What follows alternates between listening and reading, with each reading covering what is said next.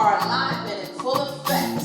And we are back for 2026 Creatives Chat Series. I have to do a little bit of housekeeping. My name is Shakina B, representing the Women's Coalition for Empowerment. And for those, if this is your first time joining us for Creatives Chat in the live stream, it's a pop-up curated discussion infusing creative industry topics, best practices, a bit of controversy, and live music, as you can see. Our guest panelists include artists and art enthusiasts who have made a significant impact in the creative ecosystem. First, we'd like to thank our incredible sponsors and supporters, the Rotunda team, Gina, Sticks, and Gladys. The Pennsylvania Council on the Arts, also known as the Pennsylvania Creative Industries. We want to give a huge shout out to Sister Sheila for making all of that good food. Macaroni and cheese, turkey and meatballs, fried fish. We got the pasta salad, the regular salad, the string beans, her famous sesame chicken wings. Did I miss anything? There might not be anything left. You might have to lick the pan by the time we're done. Allow me to introduce this incredible band at this time. We have the Grand Wizard himself, Mr. Phil the Pizza Hunter Ortiz. We have Mr. Derek in the Pocket Smith on drums, always keeping it real. And we have right behind me my brother in song, Mr. Timothy Ragsy Ragsdale on bass. And I'd like to bring out our incredible guest panelist for 2026, the first of our kind. I'd like to introduce Mr. Haroy Turf. Put your hands together.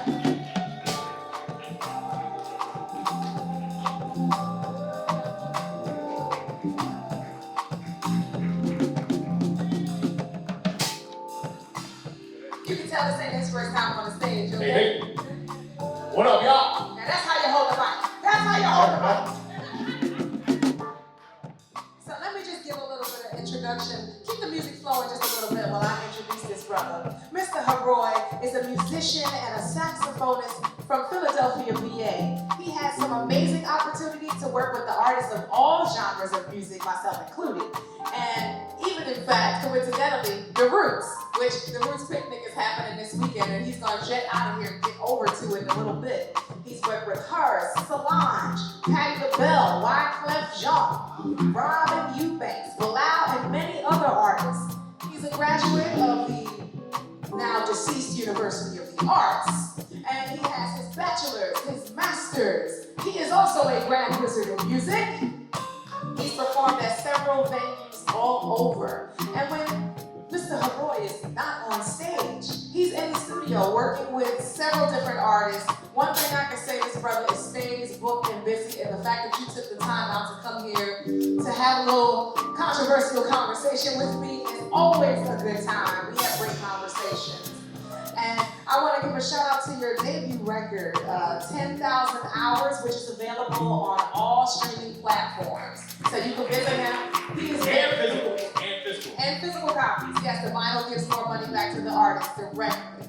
So we are about to get into it. Let's do it. All right, y'all ready? Absolutely.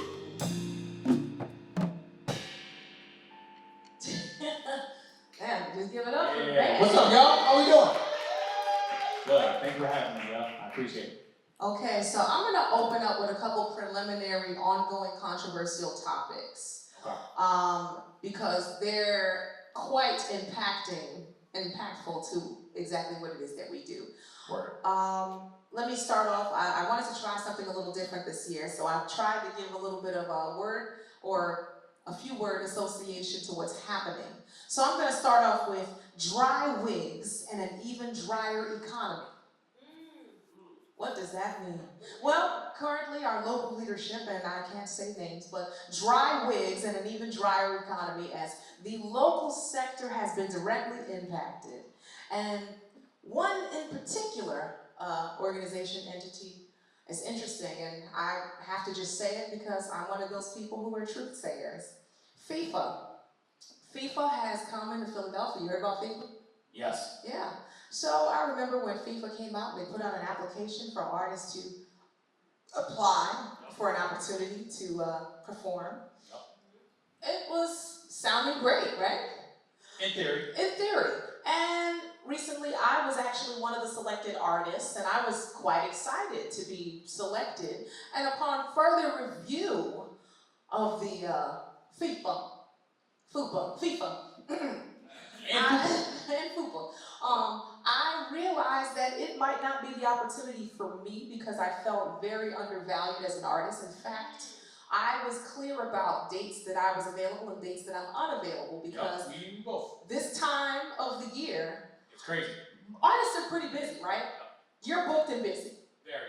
Right. So I saw the application, I saw what they were trying to give, and then I had to go back and cross-reference because I knew there were some zeros missing, right? I knew there was a few missing. And clearly, I'm not going for that. And I think that a lot of artists should take a stand. Unless you just want promotional experience and exposure. I think if you're an emerging artist, but I think you and I are a little bit past the emerging space to a degree, like just time in, contributions, and what we've contributed back to the sector. I think that that made a dry situation and a dry economy. The tickets for FIFA are more than what they're paying the actual artist. That, did you? I peeped. You peeped it? So you peeped the contract? I peeped it very well. And how do you feel about that? Can I be honest? I want you to. Are they gonna bleep out any curse words on the live stream, or just play it safe? Just play it safe. I think it's bullshit. This is now here's the thing. It's funny, but it's really not funny because these are the livelihoods of musicians that we're talking about. For decades on decades on decades on decades, especially when it comes to those in the non-classical space. Yes. We're just highly undervalued, and to have this World Cup event take over Lincoln Financial Field and have the entire city of Philadelphia, promoted for months and months and months. And you get 250. Yeah, exactly. And the World Cup is around the same time as the Wild Ball of America and MLB stuff and all that kind of stuff. So it seems pretty funny to me that anytime there's like a major event, we were talking about the Roots Picnic, which is going on right now, and then there's events that are supported and relevant to the Roots Picnic, and some that claim that they are. Absolutely. Right? So this is kind of the same situation where you have something major, and then all of a sudden they're like, oh, we need as much art as possible.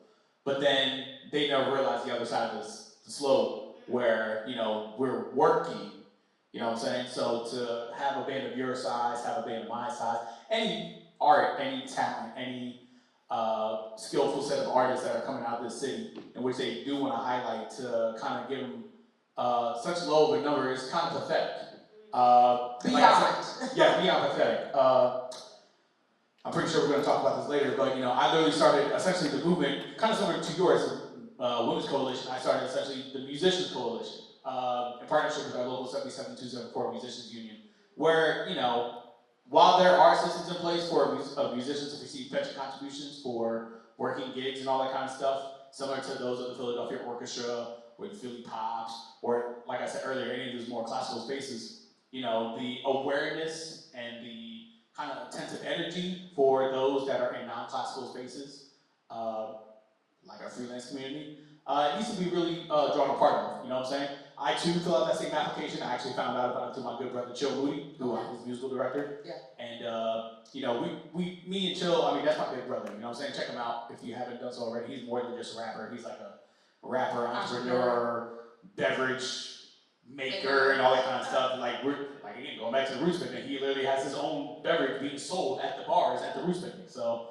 that's crazy. So anyway, I bring him up to say, we were talking, and he was like, yeah, I feel like this week, if you want to take part in this, this is definitely something you can do, and I can definitely, push your name a little bit more. And I'm like, all right, cool. So like I said, I filled it out, submitted for the quartet, and also filled it out for DJ Turf. That's the thing. He's a DJ, absolutely. I forgot to say that. It's all good. Listen, I ain't no Jazzy Jeff yet, but we getting there. But still, it's when you put the word out that you want to add value value to whatever your event, and the arts as a whole, whether performing, visual, what have you, brings the liveliness and the vibrancy of anything that you do and brings it to another level. But I feel as though people just never understand the other side of the game, in which, you can't just, if you have a full band of like 9, 10 people, I was passing around that Google Doc to people that have up to 15 people in their band, and to still offer a low guarantee of $500. $500. What's going on? Like, when are we going to wake up? I wouldn't even do, honestly, I think price is relative, right? Right. Because I think if you offered me a specific price point for something local, like something smaller, but we're talking about a multi-million-dollar franchising, sports relative, like all around the world. It is the football of the world, globally recognized, and you come to Philadelphia and you say artists apply, and then you have to have your workers' compensation and your general liability insurance, and you have to make sure to pull a certificate of insurance, and you have to, there's no accommodations, no travel, no per diem, there is no hospitality. And considering navigating the roads in Philadelphia, given the PA 250, the 250th anniversary of when Black people were still slaves in America, we still do not get more than $500 after the conclusion. And I said, well, what happens if it rains? No guarantees on the back end, so you assemble the group for what? Exactly. No guarantees, no protections, what have you, So essentially when I got the contract, I did bring that up to our committee. And, there's going to be a big, what you can call it, like movement, if you will, you know what I'm saying? We've been doing movements anyway because, a lot of the musicians that you even see on stage, you play at some of these local venues here in Philadelphia, and the guarantees are just as ridiculous, you know what I'm saying? Yeah. And going back to what I said earlier, is generations on generations on generations of just straight up exploitationness. That's even a word, of the people that are, I like to say that the musicians are probably working more than a lot of other cats in professions. I shout out to the doctors and lawyers and all that kind of stuff, but I know musicians that literally work through it. There's no guaranteed salary, exactly. So literally you're building in a salary and then you're trying to create sustainability in a very, especially in a volatile place. Yeah. And we speak about Philadelphia being a plethora of talent. You can't throw a rock and not find talent in Philadelphia. But it's clear that so many artists have accepted the low quality standards of pay that it has now cheapened the value. How dare you, FIFA? Close up on this, please, and thank you. FIFA, shame on you for thinking that it was okay by any means. And I don't care, you can't blackball somebody who creates their own opportunities. I wish you would try. But the facts of the matter is, I will not stand for that. I was ignorant enough to send back and tell them what price they need to pay me. But I know I won't get a call back at this point. But that's fine. But, to be selected, at first I was excited. And then I had to wait for the contract. And when I saw that filthy contract, I said, it's a nasty. It's a nasty for me. And real quick, let's add another layer onto this, right? Art as a whole is getting valued, right? Not just in regards to live performances, right? We also know about the whole streaming side of things and how, you would need at least like 50,000 streams or whatever high-ass number that you need just for like $1,000, something like that, right? So we can't make money from live performances, and it's a struggle to make money from streaming, right? So, when she introduced me, I was like, hey, yo, we got physicals, you know what I'm saying? So when you buy the physicals, especially through platforms like Bandcamp and all that kind of stuff, I know they have like that Bandcamp Friday thing, where essentially 100% of the money that you put out for buying respective, CDs, vinyls, what have you, it goes directly to the artist. So they can use that money and, produce more art for the people, So that's, Oh, thank you so much for contributing to that. I want to bring something else. I have another word association with something else. Don't give me that look.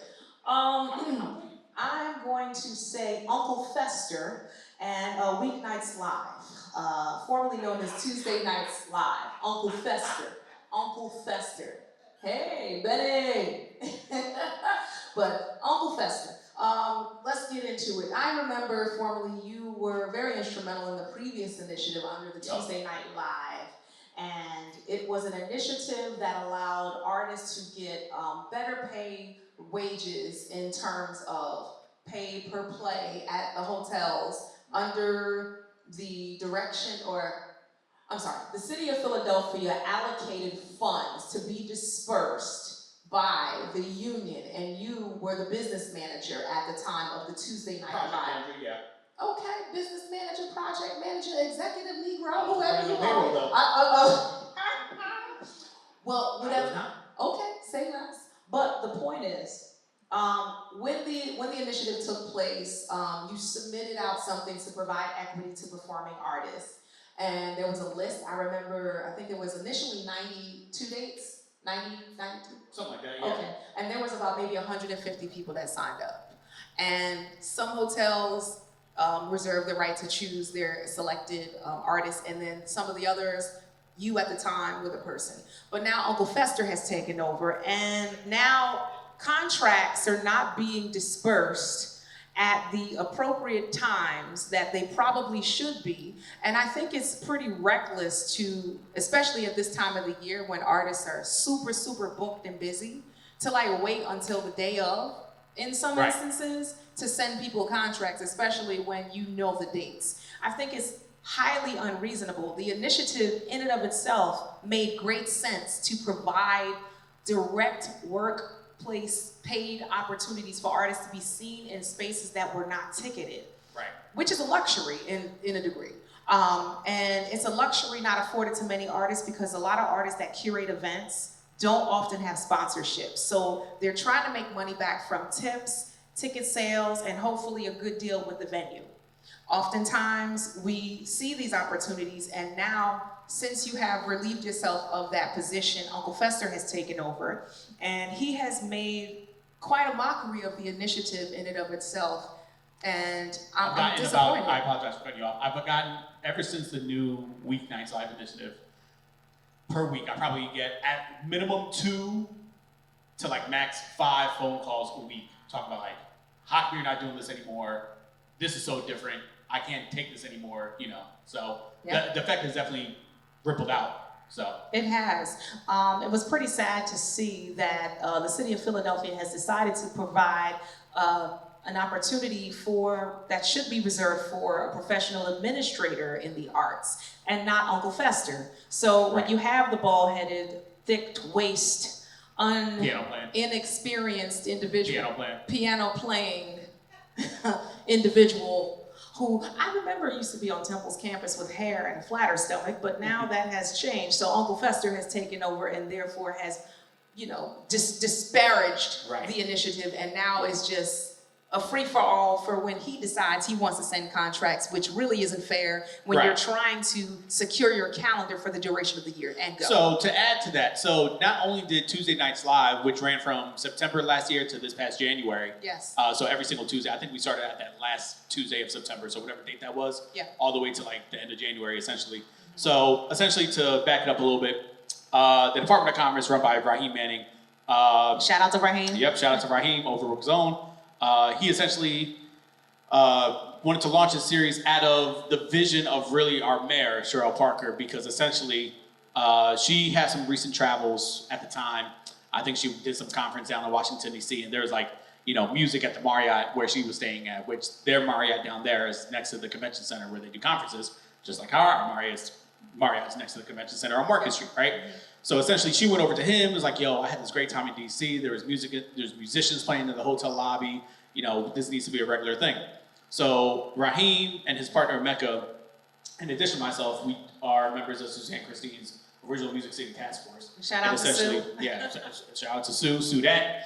And essentially, he brought up, he kind of put out a filler that essentially was going to happen, Now, me, as kind of like the forward thinker, trying to make sure musicians are being respected professionally in this thing, I essentially was listening to him in those Zoom meetings. I was like, yo, it's free to the public. Just go to any hotel. And considering the hotels at the time, and still to this day, are more in that Market East Center area. City. Yeah, exactly. Center City, Market East. So your Marriott, your Canopies, your Lowe's, the Notary, Aloft on Broad and Arch. Exactly. So I was like, all right, it's free and open to the public. Anybody can go. There's no age restriction. And no-brainer. Yeah, no-brainer. You know what I'm saying? It would be terrible for this series to essentially still be at a effect for the musicians that are working. You know what I'm saying? Because you think about it, downtown, they probably got to come out the pocket for parking. Who knows? Yeah, food, all that kind of stuff. Who knows how much they were going to pay the individual musicians and all that kind of stuff. So I essentially cold called Raheem Manning's office. He never knew me at the time. I was like, listen, I want to have a meeting with you. You know, I represent the Musicians Coalition, and, you know, I respect everything that you got going on with this Tuesday Night Live thing. I want to make sure that the musicians in itself are receiving a benefit in itself. So literally from that Tuesday to January pilot program, musicians were getting a fair wage, and they were getting an additional pension contribution from doing those Tuesday Night Live gigs at the Marriott, at the Lowe's, at the Notary, Aloft, all those hotels. So that in itself was like a major accomplishment, because, you know, no musicians are getting pension contributions at Time, no musicians are getting pension contributions at South, no, any of those venues, especially on Sampson Street, they're not even paying them a fair wage. You know what I'm saying? You know, and they still be working at those places. I don't know why. Chris Jazz Cafe, Time, and the rest. But exactly. Chris's is just as worse. They live stream their performances and sell it to the public, and the musicians don't even get a cut of that. Wait, what? Say that again. Yeah, Could you repeat that? Let me break it down for you, right? Break it down. You can do a gig at Chris's Jazz Cafe. Okay. Right? And I'm not knocking anybody that plays at Chris's. I know sometimes, like, if you're young, let's say you go to Temple or something like that, you know, you want to work out some new music or something like that, you want to go play out, and, you know, Chris's is like the only spot around that'll book, you know, kind of quote unquote undiscovered talent and all that kind of stuff. Like, that's cool. I'm never going to knock that. How many sets? How many sets? Two. Two? How long are the sets? Tim? 75, I guess, right? 70. So yeah, somewhere around that, yeah. Okay. Yeah, I don't play there. But, and you can tell why, you know, the frustration that's in my voice. But anyway, you can do a gig at Chris's Jazz Cafe. They'll make the band leader sign a contract, right? Mo Mama Media, that's the name of the media company. Yeah, it's such a stupid LLC name. Mo Mama Media. They have the right to record your personal intellectual property. If you go on their website, you guys all have iPhones, smartphones, what have you, right? You can go on Chris's Jazz Cafe website, excuse me. You can essentially sign up for a membership, right? Okay. You can do like a daily membership, or monthly, yearly, however you want to divide it up. You have access to all their archives from when they started doing live streams from after COVID. Does any of the streaming residuals go back to the artist? No. Not at all. No. What about tips? No. Exactly. You know what's you don't even interesting? make tips at Chris's. You can sometimes make tips at Time, you know what I'm saying? So you got to tiptoe up out of there pretty much. Yeah. You did a better job, because it's not going to Like, happen. I tried my hardest to wake these people up, you know what I'm saying? I started the Musicians Coalition, like I said earlier, to kind of give the empowerment of the non-classical musician that may not even know that there's systems in place for them to, you know, receive pension contributions and save up for retirement and all that kind of stuff. So God forbid when someone passes away, their families don't need no GoFundMes. Can we get just to pay for funeral expenses. Can we get into the pension contributions? Yeah, go ahead. That was an issue of contention when I initially was under the Tuesday Night Live initiative, because I myself am not a union member to any music union. I'm just an independent creative. And I remember when we did the contracts and everything, when I initially saw it, and you and I, we've talked about this at Tandem, and I said, well then, who the pension going to? I said, this probably is not applicable to me. It must be only applicable to union members. That was something I wasn't aware of. And let's get into the pension portion. After further research, after doing the pension, I don't know many musicians that are within our demographic that have lived to see it, with the exception of one. There was another bald-headed elder that discussed this. Does he play piano? He does not play piano.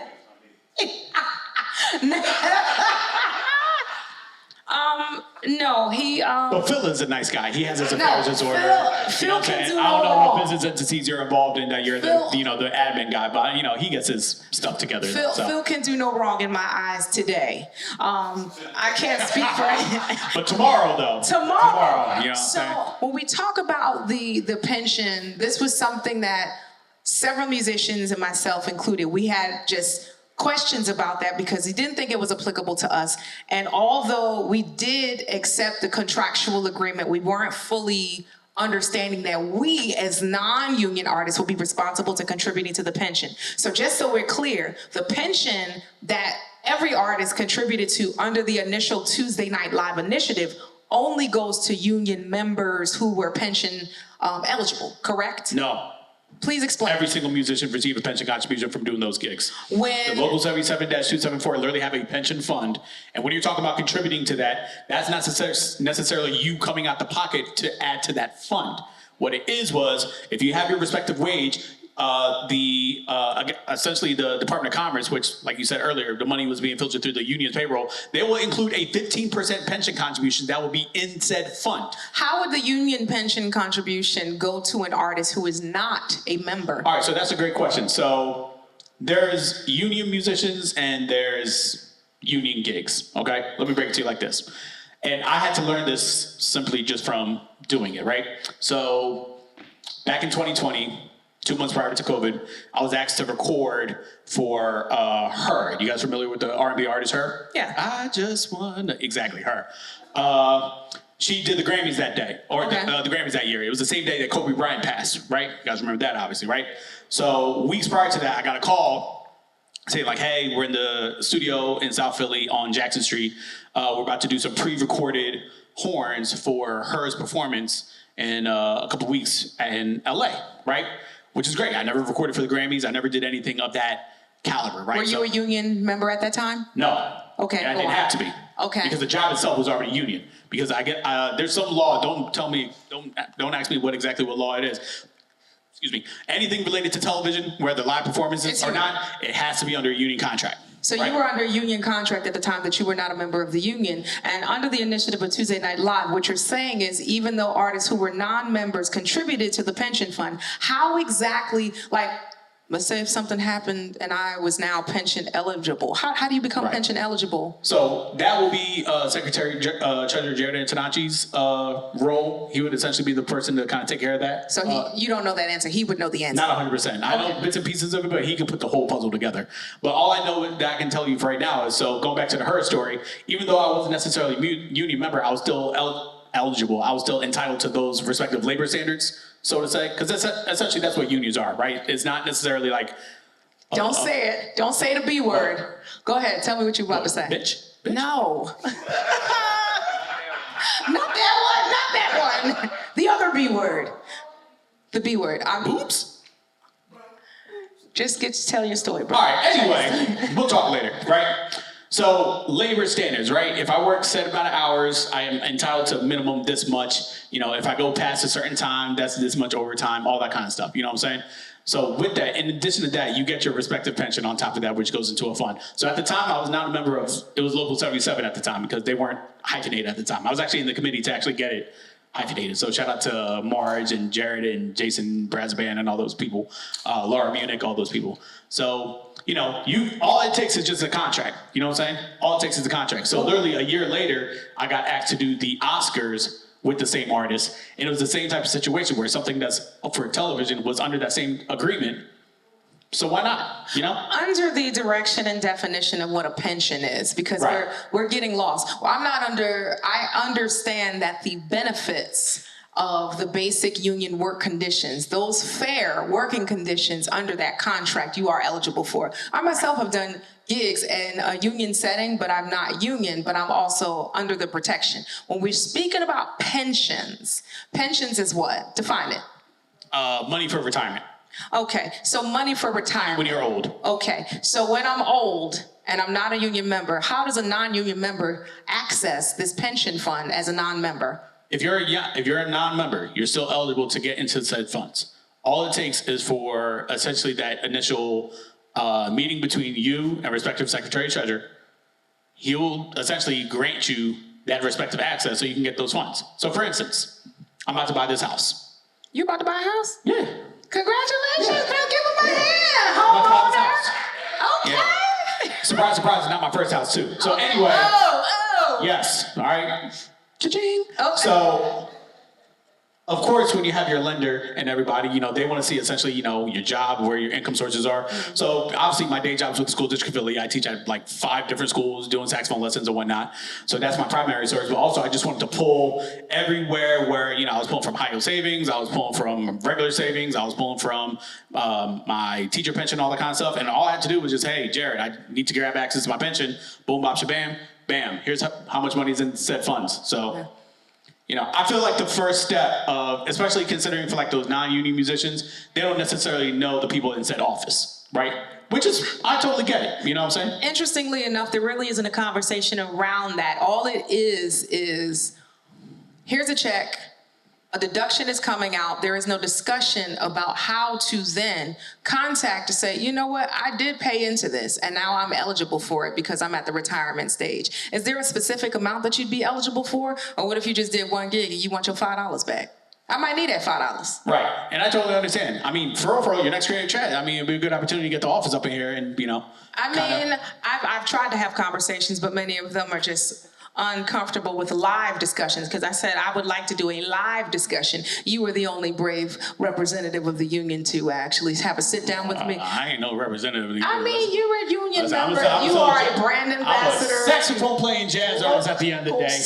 I want to make sure all my band members are protected and we're all treated fairly and professionally because I refuse to essentially be in the same conversation as all these other jazz greats that came before me that when they passed away and still jazz musicians from today, well, not today as in today, but like, you know, of our time, so to say, to have GoFundMes for funeral expenses, you know, no ownership for anything. You know, I refuse to have that be a part of my lineage. So that's that. Good for you. So good night, y'all. Why we got time. Why? Okay, sit your ass down.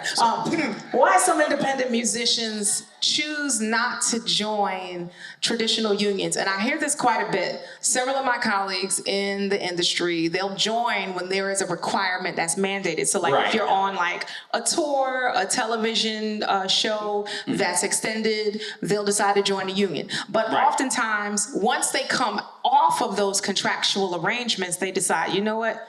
I'm not gonna pay dues this year because I'm not under the contract. And typically they don't work enough union covered jobs to justify the costs. So when you're talking about initiation fees and annual dues, if most of your income is coming from the self-produced concerts, private events, teaching, touring independently, online work, you may rarely access union negotiated contract. I remember there was an individual who, I'm sorry, what's the wordplay for this person? The bedbug capital of Europe, Drywig also associated, and they primarily have performed in France, and they've joined the union. I think they're closer to 100 than 25, so I guess they're closer to the retirement age, but now at this stage of life, to actually have a pension that's worth pension, you would want to be in something contributing for at least a good 25 years or more, correct? I'm with you on that. So let's break it down a little bit. So you talk about how come people don't really join unless they have to join, essentially, right? So I was one of those people once upon a time, right? So I was never forced to join any musicians union. Well, we know they can't force you to do anything. I mean, last time I checked, my last name is Turf. You know what I'm saying? I can walk around these streets and, you know, do my thing. But like I said, I did two jobs for television. Right? One in 2020, one in 2021. One for the Grammys, like I said earlier, and one for the Oscars, right? I noticed a significant change in how, just all in all, I was just respected. You know what I'm saying? I saw how they aired the Oscars a few different times, and my check reflected that. You know what I'm saying? I saw how they aired the Grammys a couple of times, and my check reflected that. I saw how, you know, the wages as a whole just made sense. You know what I'm saying? And, you know, we'll get into that later. But I feel it's three different things, all right? 2 to 3 different things. One is just the education of it all, right?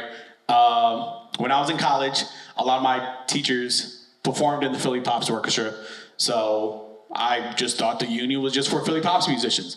But then the more I learned about it, I was like, oh, the orchestra is under a union contract too. And then I was like, wait a minute, what happened to the musicians of the Clef Club? Like, how come the Clef Club is not under, you know what I'm saying? All that kind of stuff. You can ask talk about that. You can ask Lovin Hines about that and the rest of the others. Yeah, we'll talk about that another day. But, you know, before you know it, I just started to see a pattern of just how, like, a lot of people that, you know, their jobs aren't demanding as your band right here, where they can just flow on the spot, essentially act like musician DJs, just like what you guys did right now, going from Erykah Badu and what was that song? Usher and all this other stuff, right? Like the intellectual property and of just what these guys can do, and a lot of other guys that came through, your band, my band, a lot of guys that we see, it's just different. You know what I'm saying? It's not like I'm just sitting in the chair looking at my music and, you know, reading music and making sure my bow positions are whatever. You know what I'm saying? And shout out to them. You know what I'm saying? Because that in itself is a different type of skill. It is. Yeah, it's a different type of skill. So I'm never going to knock someone for not being in the same genre of music as me. It's like, nah, you know what I'm saying? No. It is what it is. But I realized, like, when I had that initial meeting with their office, and I learned how essentially I can take a freelance gig, right? Especially at the time when I was doing a lot of wedding gigs at the time to pay my way through school and all that kind of stuff. Which agencies? Wait, don't say them. Then don't say them. Easy. A good amount of them. Oh. A good amount of them. But here's the thing. I wasn't like a core member. I was like, you know, an intermittent sub at times. For some of them, yeah, for some of them, and then some. That's of them what you call a working gun, ladies and gentlemen. He was a working gun. You know, they have a term for people like Karoy. It is called not a working gun. A gun that's working. When I come up with the term, brain fog is real. But long story short, I was doing a lot of wedding gigs, and even though, you know, the wedding gigs in itself was like, okay, you know what I'm saying? They were fair. But, you know, when I learned about the L1 signal engagement contract, where essentially I can turn a freelance gig into a union gig, you know what I'm saying? That's what I do right now with my boy DJ Royale and Jordan Poole, you know what I'm saying? I help him contract musicians, all that kind of stuff, and with the wages that he's paying the musicians, he's willing to, you know, throw in a couple extra, you know, percentage for pension contributions that, you know, the musicians that are working now, they feel valued, you know? Can we talk more about the pensions portion? Yeah, hold on, real quick. When musicians feel valued, they perform better. You know what I'm saying? That's Absolutely. what it is at the end of the day. When it comes to situations like FIFA, when they send us like a fucking bullshit ass contract, it's like, what the actual hell is this? You know? Listen, I hate to leave here and not give you guys all the information and the truth. You know what I'm saying? I'm not the type of person to color code stuff. You know what I'm saying? I'm a first generation American. My mom was from Eritrea. My dad was born in Ethiopia. They had to go through some things to make sure I have a good life to this day. You know what I'm saying? And it's my job. You know, I'm not a gatekeeper. I can't stand gatekeepers. I want to take the asses and throw them into Delaware. You know what I'm saying? Because they're really blocking the knowledge for the next generation so they can sustain a viable living. And then we wouldn't have the situation that we are right now. It's like, all right, if we want to make it in Philly, you got to leave Philly. Yeah, and I will say this whole band was shaking their head. You know what I'm saying? We talking right here. I will say this: after having several different interactions, both professionally and personally, with yourself over the years, I said, "This young man," I said, "You know, he really serious." You pulled up anytime I do, and when you're not working all 355 of your jobs, he'll pull up and he come there with his notepad and he comes there with asking questions. We're doing the art economic empowerment, different workshops speaking about how to maintain and sustain wealth. Because yes, in one hand, we can talk about pensions, but in another hand, the non-union artists make up the majority of Philadelphia, reflective of our demographic.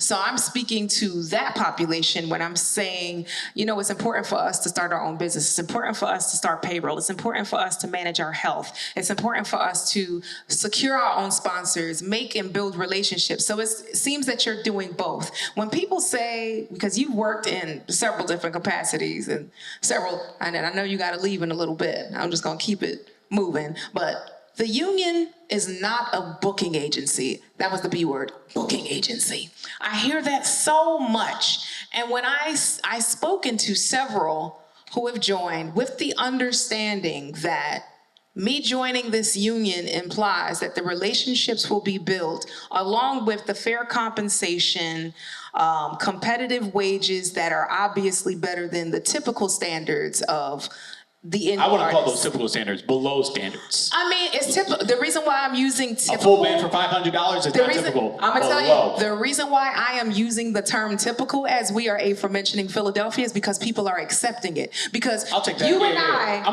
I and a few, well, I'll speak out and I'm very candid because I'm just like, you know what? 20 years ago, I would have accepted it as a young person, but I got mortgages, I got humans growing inside my body right now, and I just... We got to clap for that. Oh. Jeez, come on. They got humans coming out here.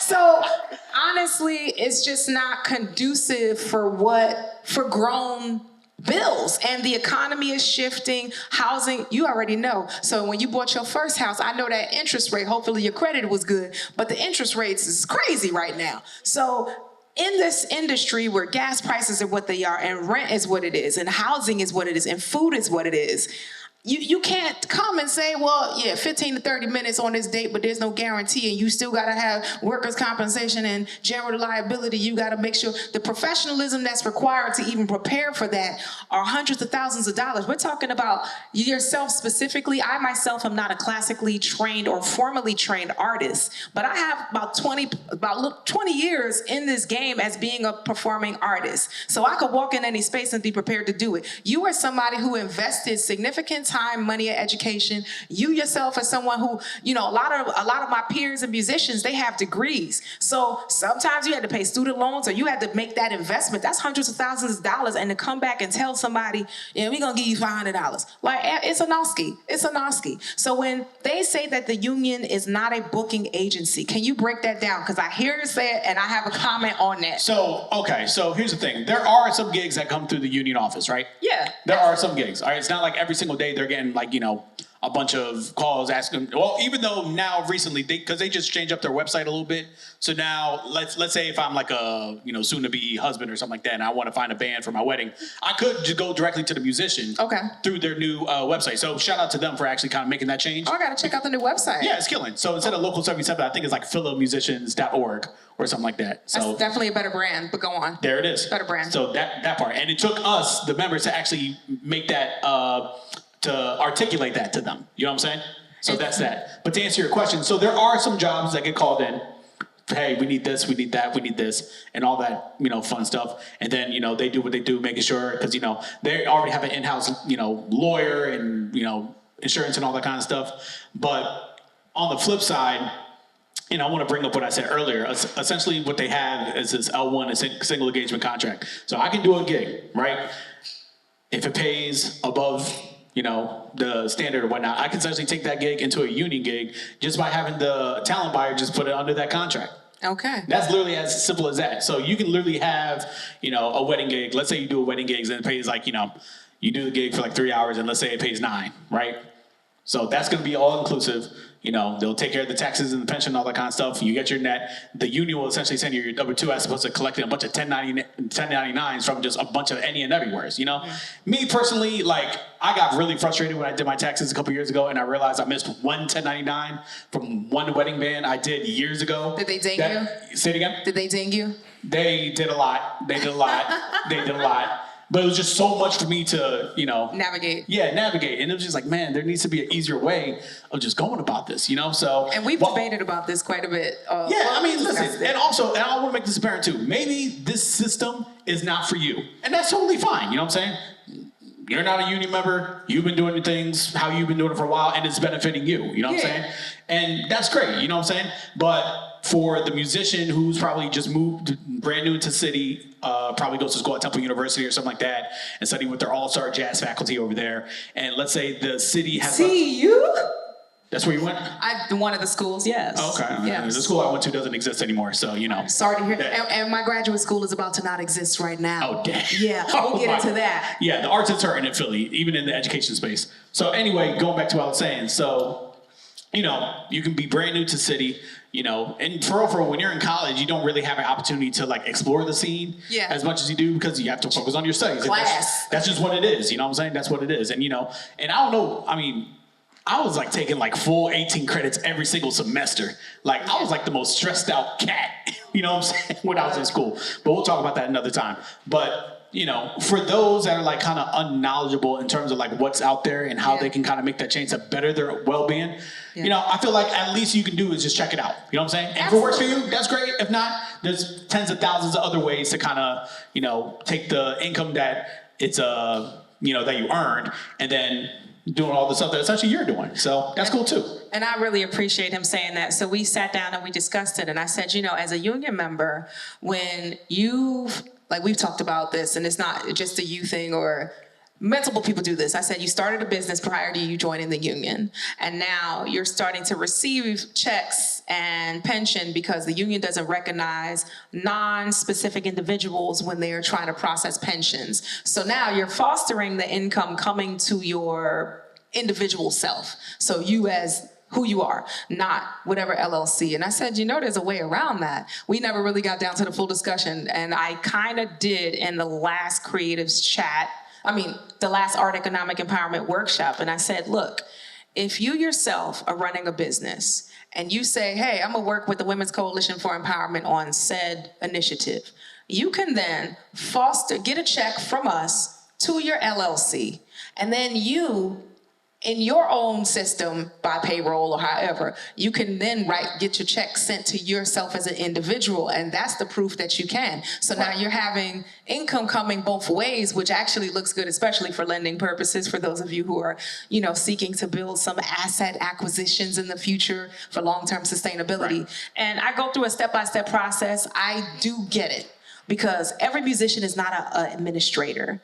I had to actually admit a little bit of I won't say defeat, but accept that reality. As much as I want for artists to have that skill set, it's just unrealistic, especially when you're so focused, just like we were in college, focus on classes, but now you're focused on trying to get as many gigs as possible, because one, we're in an economic dry wig economy in Philadelphia that does not allow for the majority of opportunities to be quite sustainable. So this is where we are. That's reality. And real quick, I gotta give a shout out to Uncle Gerald Veasley and the Jazz Philadelphia nonprofit, because essentially I was in their I was in their first cohort of the core cooperative, right? So you were talking about the LLCs and all that kind of stuff. Yeah. That was definitely not a thing that I was talking about when I was in college.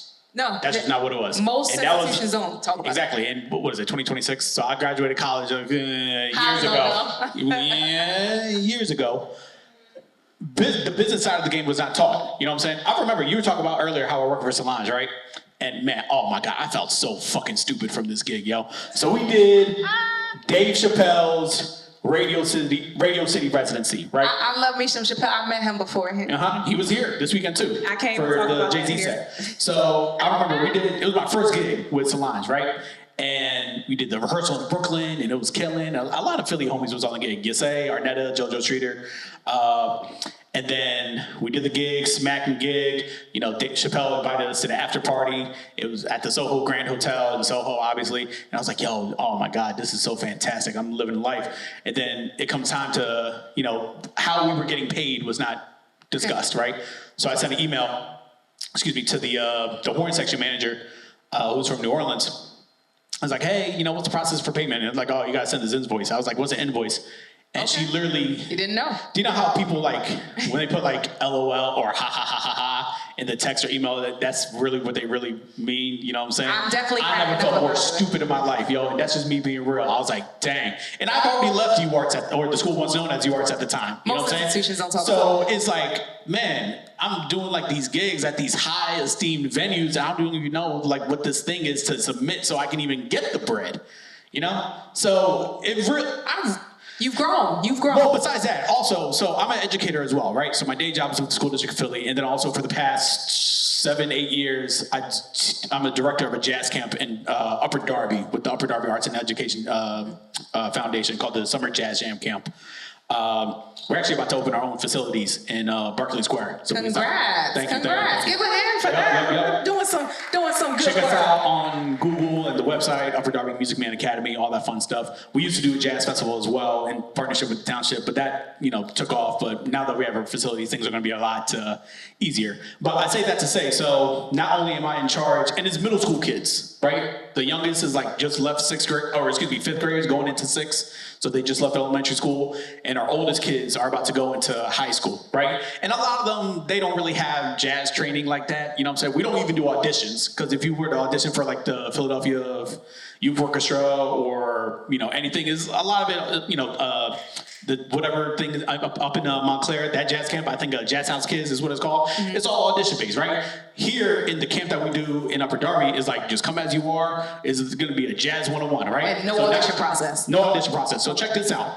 Not only do I set as part of the curriculum and the set list that the kids are going to do, but I also do masterclass series. Not me personally, but I book the masterclass guests. All right. And considering I have relationships with people from the Roots, Patty LaBelle, I've had some of the Roots guys. Shout out to my guy Mark Kelly, who plays bass on the Tonight Show. He came in and did a masterclass. Some of Patty LaBelle's production staff, they came in and did a masterclass to learn about what input lists are and tech writers are and all that kind of stuff. But more recently, I've been doing 1 day out of the 5 days at the camp. we're solely dedicated to the business of the music, right? Yeah. So I've had, attorneys come in, talk to the middle school kids. I've had, funny enough, we're about to have Marjorie Goldberg, who's vice president of 77274. She's about to come in and all that kind of stuff, because the more you can kind of grab the attention in regards to how this business. Yeah. How this business. Because it's the business is a thing.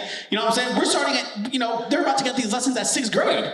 You know what I'm saying? When I was in 6th grade, I don't know what the freaking everything was talent focused and not business focused, and that's why we have so many artists today that are still struggling from like the 70s, the 60s, the 50s. Exactly, and as young as I am, it pains me to see. Yeah. So instead of like complaining about how the system is and all that kind of stuff, I might as well be the reason why the system is getting changed. Exactly. And me being the director of the said jazz camp, I'm literally bringing the people here to talk to these young folks to make sure they don't make the same mistakes that all these other cats do.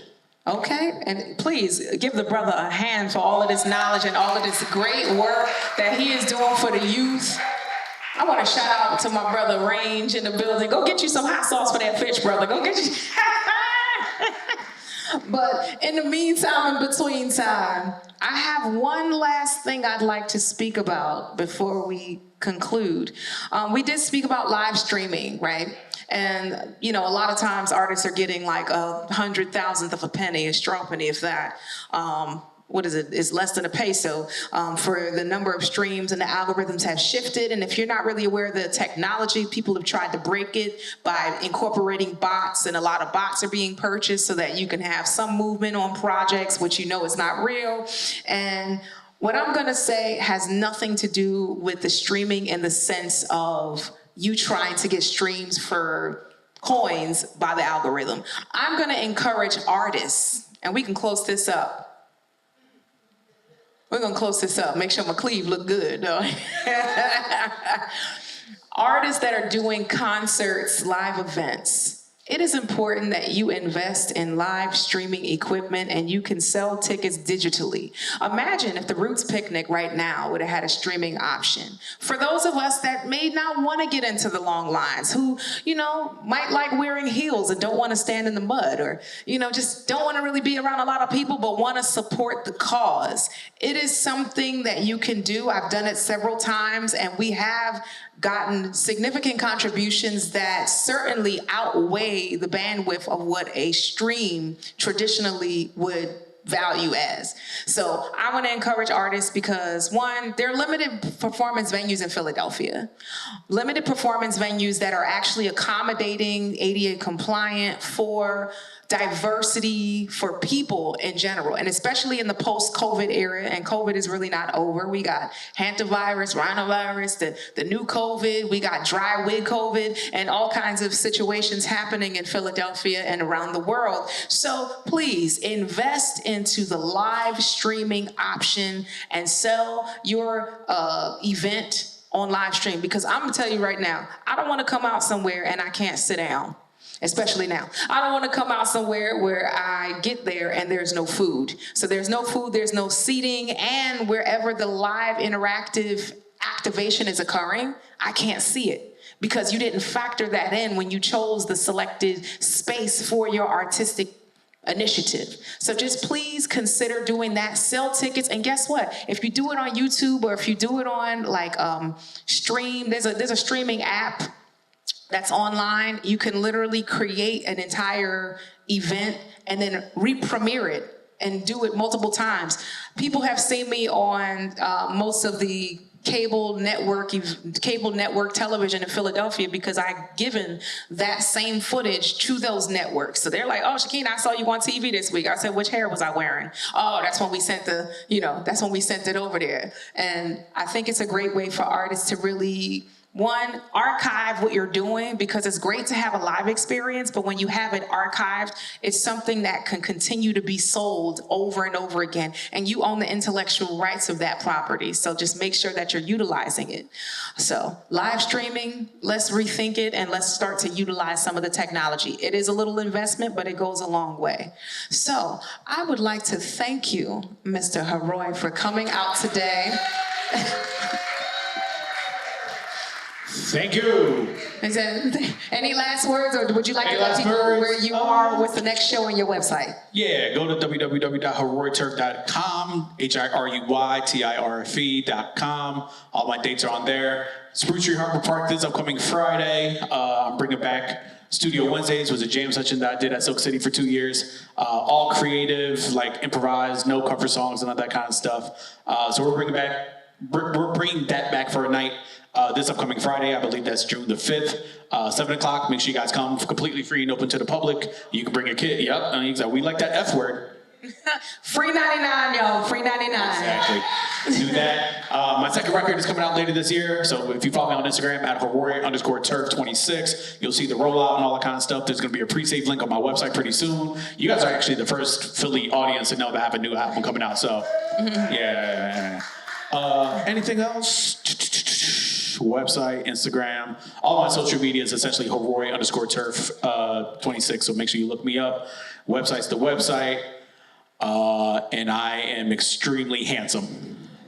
He's letting y'all know he's single and free. Yeah, He's single and free, y'all. I can't. All right, brother. All right, give it up for... So at this time, we're about to take it to levels that we've never taken it before. And it's about to get real crazy. Haroi came back. You supposed to disappear, brother. You supposed to be gone. Oh, not with your charger. Okay, at this time, play some music as we bring a little drama to the situation. Ladies and gentlemen, we have an experience that we'd like to bring you into. Someone who has been in Philadelphia for at least long enough.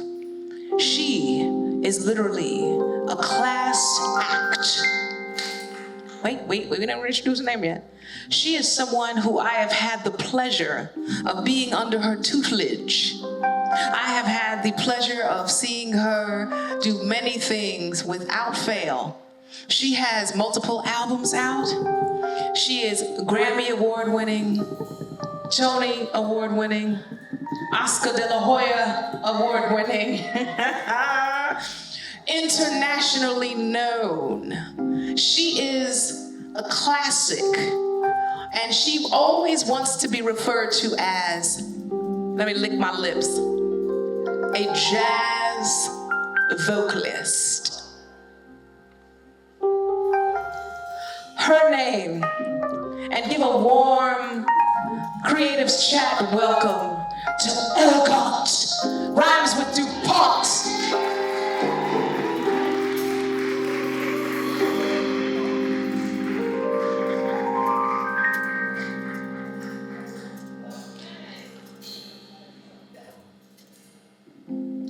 So at this time, we would like to, Ella's gonna bring a little bit of a workshop dynamic. We're gonna have it facilitated right here. And if anybody would like to hit the stage with are you gonna use that microphone? Yeah. We are facilitating but under the leadership and under the direction of the great Elegant. So I'm gonna hand it over to you, and I'm gonna tuck my belly over here. Thank you so much, and good afternoon. Is it it's still afternoon or It's evening? It's after 5 o'clock, but it's all right. All right, good evening then. Thank you all for sharing your time with us. Let me acknowledge these wonderful musicians that I'm getting ready to attack. On drums, Derek Smith. On bass, we call him Rags, Tim Ragsdale. And on keys, they call him the key doctor, Philip Collier. So as Shakina mentioned, I consider myself a jazz vocalist, even though I've done all different styles of music for many years. I'm going to give you it's more like a suggestion of things that you can do, assuming you all are performers or budding performers are planning to perform, or maybe you already into performing professionally, or it's something that you realize you want to do and don't know how to get started. Basically, this is a series of ideas that you can take and apply to any style of music that you want to do. I'm going to use jazz as a demonstration because I am a jazz vocalist. And if you plan to sing, the whole idea is to be appealing to your audience and enjoy what you're doing yourself. So I'm going to start from preparation, which generally you think about a type of music you want to do. So I've chosen jazz, of course. And I'm going to do a series of things that you would normally do if you were performing or planning to perform a full show, or if you were just sitting in for open mic night. So I'm going to do one song, and what I would do to prepare for this song, I would do my warm-ups and consider the song and try to learn a song inside out, pick a song that I know very well. So in this situation, I'm going to, not yet, thank you. In this situation, I'm going to let you, the audience, in on a conversation that I would normally have with the musicians once I arrived to the venue. So we're going to do a blues in B flat, and we're going to swing it. We're going to do it in 4/4 time. Everyone familiar with what 4/4 time is? Technically, it's 4 beats. It's a fraction, 4/4. And it's 4 beats to a measure, and the quarter note gets 1 beat. So if you're counting 1, 2, most songs you're doing are in 4/4 time, 2, 3, 4, 1, 2. That would be how you count. So this is a conversation that I would normally have with the musicians before I stepped out and performed the song. So as I said, we're going to do blues. We're going to do blues in B flat. The tempo is 4/4 time, and the blues format is 12 bars. So that's 1, 2, 3, 4, 2, 2, 3, 4, 3, 2, 3, 4, et cetera, till you get to 12. That's one phrase, one phrase of blues. So what I'm going to ask the band to do is to play one intro 12-bar phrase before I come in. And I'm going to count the tempo off because I want them to play in my tempo and not theirs. Their tempo might be faster or slower, and I want to feel comfortable. And I want to give you the best performance that I can. That's my objective, or everyone's objective, to come out and to perform in front of folks. So I have to count the tempo. So this is a song that I know very well. It's blues. We call it Mercury blues. So I'm going to, let me make sure I've got all of my, oh yeah. So we're going to do one turnaround for the intro. I'm going to do 1 or 2 verses, and I'm going to do breaks, which might, it can also be called stop time, but I'll give the band cues for all of that. So we're going to get started.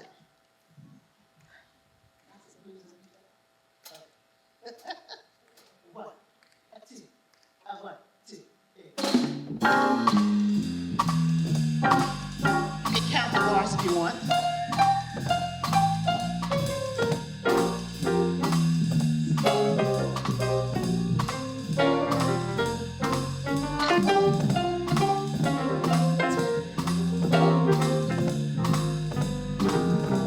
Well, when I get money, tell you what I do. Go downtown, buy me a Mercury or 2. I'm crazy about a Mercury. I'm crazy about a Mercury. I'm gonna buy me a Mercury and cruise up and down the road. Well, I'm gonna buy my car, cruise and glide. If you're real nice, I might give you a ride. I'm crazy about a Mercury. Hey, I'm crazy about a Mercury. I'm gonna buy me a Mercury and cruise up and down the road. Well, it ain't brand new, looks good to me. Long as it'll take me from A to B. I'm crazy about a Mercury. I'm crazy about a Mercury. I'm gonna buy me a Mercury and cruise up and down the road. Well, I'm gonna max out my credit card, take her for a spin, and if my man is lucky, he might see me again. I'm crazy about a Mercury. I'm crazy about a Mercury. I'm gonna buy me a Mercury and cruise up and down the road. Now we'll get some audience participation. I'm crazy about a Mercury. Crazy about a Mercury. Crazy about a Mercury. Crazy about a Mercury. I'm gonna buy me a Mercury. I'm gonna buy me a Mercury. I'm gonna buy me a Mercury. Cruise up and down the road.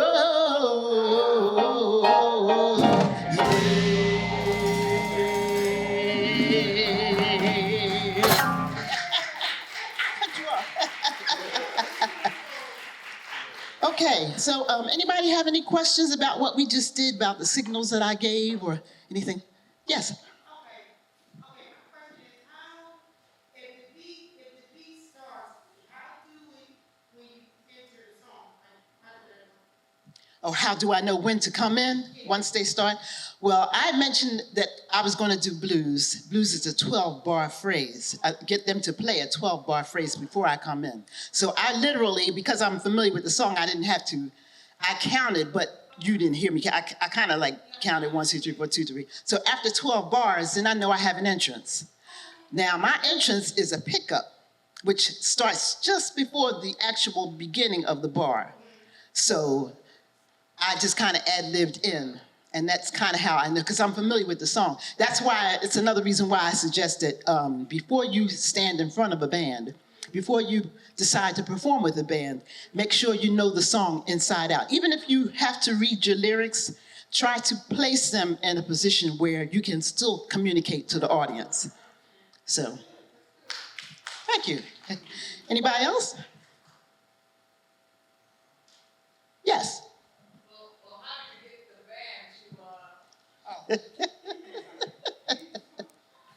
Hello. How did you get the band to direct them in such a way you didn't rehearse with them? Right. How do you do that as an artist? I've never seen that before.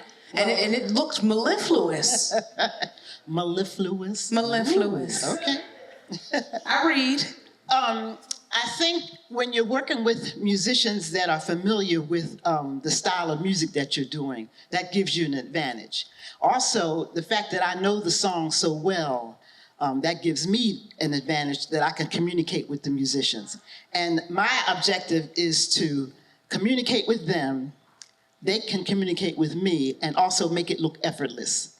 So that comes with practice, rehearsal, you know, even if you rehearse on your own. If you're familiar with the style of blues, you know blues is a certain amount of beats, and just about everybody can do blues. You know, so it doesn't take a whole lot of study. So anyone could do blues? If you're a vocalist and you are familiar with a blues, any particular style of blues, there's all kinds of blues. I heard a blues done by Wynton Marsalis. And give me the same key, right? But we're going to do it a slower. 2, 3. Wynton Marsalis said he was in the car riding. I think he might have been, being chauffeured, and he heard a guy on the corner with a guitar just singing these blues. And it might have been a blues that he made up. He wasn't sure, but he adapted it to his thing.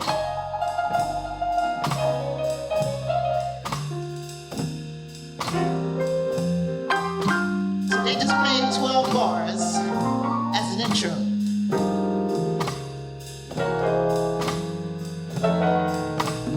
It's all right, baby. Baby, it's all right. It's all right, baby.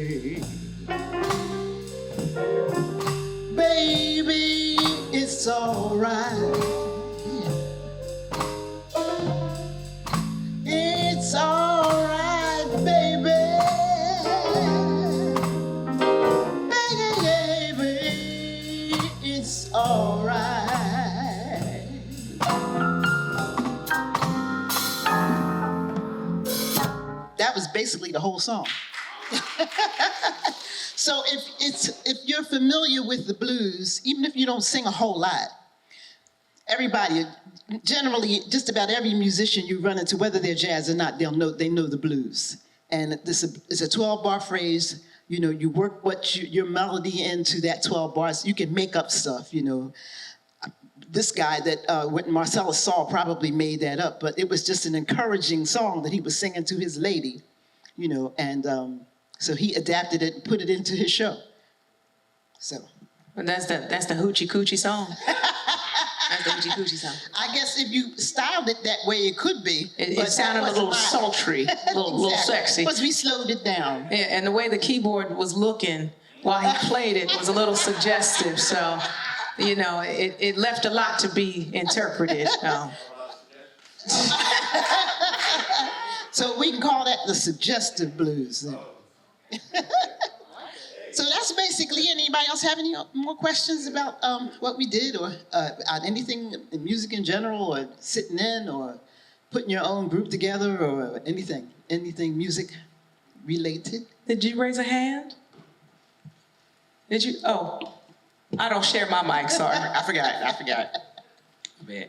How do you, if they start playing a different tempo than you want, how do you correct that while in the performance? That is a very good question. So, some people will try to adjust the tempo midstream while they're into it. Like, say they play something that's too fast and they try to adjust it. For me, I live with it. If I count a tempo, or if they count a tempo and they play it too fast, I live with it, because what that tells me, the next time I do it, to make sure I'm familiar with the tempo that I want, and count that before they start. What I tend to do is I'll sing a little bit to myself, you know, like that when I had them slow it down. You know, ooh, is that me? I think it's the keyboard player for some reason. I think it's him.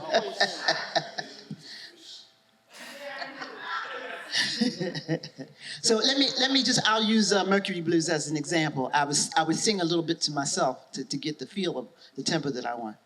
Well, if I have money, I'll tell you what I'll do. Go downtown, I'll be a Mercury or two. And a 1, 2, a 1, 2, 3.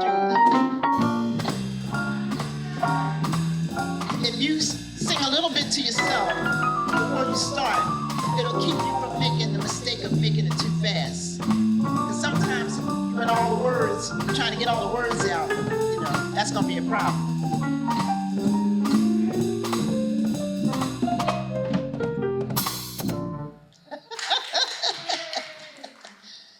Thank you. Any more questions? Oh, thank you. Thank you for being here. So that was my little demonstration. There's a question in the back. Okay. All right, so you mentioned starting out as a vocalist and trying to structure a band or whatever the case may be. Where do you go as you're starting your vocal journey? How do you get in touch with people who would be able to, musicians or whatever else? What's the path that you would take? I think the best path is to study a little music. If you can even take night classes or something like that, just study a little bit of music, or go out and check some live jazz, some live musicians, and ask them, you know, because a lot of them are very open, you know, and they may have time. You may have to come up with a couple of dollars, you know, and pay them to, you know, to share some time with you. If you've decided that you want to be, like, say you've decided you want to be an R&B singer, and there are certain songs that you want to do, you know, learn those songs really well and talk to them about, like, say, talk to Phil Collier, keyboard player. Find out if he has time. You know, he may have like an afternoon, you know, a Saturday afternoon, you know, maybe a couple of hours. That look on his face doesn't imply that. I don't know. Okay, not Phil then, not him. But you may run into a guitar player, you know, a musician playing anywhere, you know, and ask them, you know, do you have some time? I want to learn. I want to do A, B, or C, and I just would like to work with a musician. And also there are tracks that you can get right off of YouTube now for just about any song that you want to do, whether it's jazz, whether it's R&B. There's all kinds of stuff on YouTube, and practice with those tracks. Also, it's really good though to go to a live concert, and if go catch a live singer. Philly is a wealth of talent. There's singers performing all the time. Go out and catch a singer and watch her. Watch how she performs, how she connects with the audience, how she communicates with her band. And talk to her after in between sets. Ask her how she got started, and maybe she can give you some tips. Some places where you can go and learn. Study. I'm kind of a weird combination of things because I studied for years. I studied with private schools. I went to Randolph, what is gone now. I went to Philadelphia College of Performing Arts, which used to be, that's what it used to be, and then it was University of Arts, and now it's gone. I went to Settlement. I went to the Settlement in Queen Village, and I went to Settlement in Germantown. And I've studied piano, voice, guitar for a minute, saxophone for about 3 years. And then I studied with my husband, who's gone now, Leon Mitchell. He was a great musician, and I studied with him. And I became his music copyist. So I had to take his scores that he would do for arrangements for studio work, and I had to break them down to small parts. So I'm like a combination of a lot of stuff. But all of that came from just study. I had to start somewhere, and I always loved music from when I was young. And my sister had great jazz albums I was listening to, but it all started from somewhere, and I had to study. I went to school and talked to people and watched. I would be fascinated with singers. Watch the video. Now everything is on YouTube. You don't even have to leave your house. You can watch YouTube. See all the singers you want, and study them and watch how they interact with the band and, the whole thing. So, I guess that's the end. Anybody else have any more questions? Yes. Yeah. You talked a lot about how to communicate with the band and familiarize yourself. I wanted to ask, is your kind of procedures universal? So wherever you are in the country, is it the same, or is the tact localized? So you would talk to someone in New Orleans different than you would in Philly? I think it's universal. I really think it's universal because music is music, and it's the same. We may be speaking a slightly different language. Our accents may be slightly different, but 1, 2, 3, 4, the count is the same. Regardless of where you go, or if it's 3, 4 times, 1, 2, 3, 2, 2, 3, or Latin, a Latin feel, a 1, a 2, a 1, 2. That's going to be the same, regardless of where the musician is from or where you're from. That's always going. It's universal. That's what I think. I could be. Yeah, I think I'm right. Yeah. Okay. I want to say you're really a good singer, right? Oh, thank you. For me, I'm 30 years old, and I have a son named Noah. Do you play any music that makes you feel sad when you miss that person that you love so much? How do you feel about that? Do I play music that is sad? Yeah, that you feel sad when you miss somebody. Oh boy. Music can inspire you or affect you in so many different ways, and just about anything I hear can make me sad or happy depending on the way the music is. I don't really seek out to listen to sad music, but sometimes music that will come on will make me sad. And then sometimes that same music that I've heard, the next few minutes will make me happy because it's beautiful. So I don't really seek to look for something that's going to change my mood. It just happens. But that's me. Some people, put specific music on because they want to express themselves. They're sad and they want to get that sad feeling out. So they'll put, but that's them. I don't really seek out music for a mood. Oh, thank you.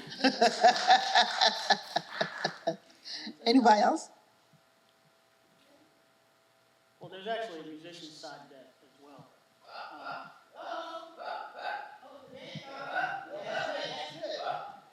Our job is actually to make the vocalist comfortable. So if we're working with a new artist, Miss Ella is by no stretch of the imagination a new artist to us. But if we're coming into a situation where we're working with a new artist, we do what's required, but we play as simply as possible until we become comfortable with that artist. Miss Ella is able to give us direction as quickly and as easily as she did because we have a relationship with her. We understand her. Same thing with Shakina. We've been playing with her for years. So, and the three of us have been playing together for a long time. Like when I first started playing with these guys, simple as possible. Now we can transition from song to song, genre to genre, tempo to tempo, like that, inside of a 45 minutes, hour gig, because we work together. We've established that relationship, but that comes with paying attention to each other, listening to each other, and where are you going? That's pretty much the gist. It comes, but it takes building that relationship and taking that time. You may feel differently after what she's about to pull out of her purse. It's not a gun, but so at this time, we're about to get real nasty with it.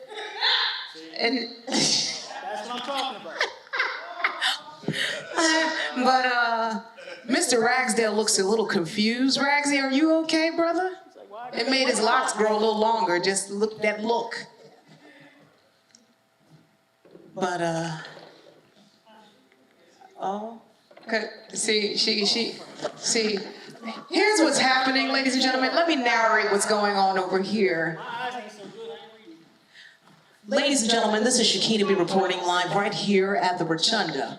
Elegant is doing a switch to Nafu, where she is bringing out sheet music to black musicians in Philadelphia.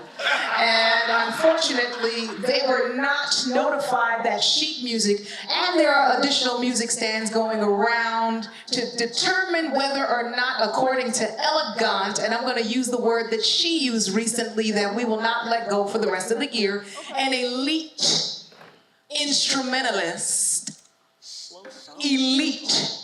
She has the distinct belief system that an elite musician is a musician that can receive sheet music on the spot and actually execute the song in tempo while sight reading on purpose.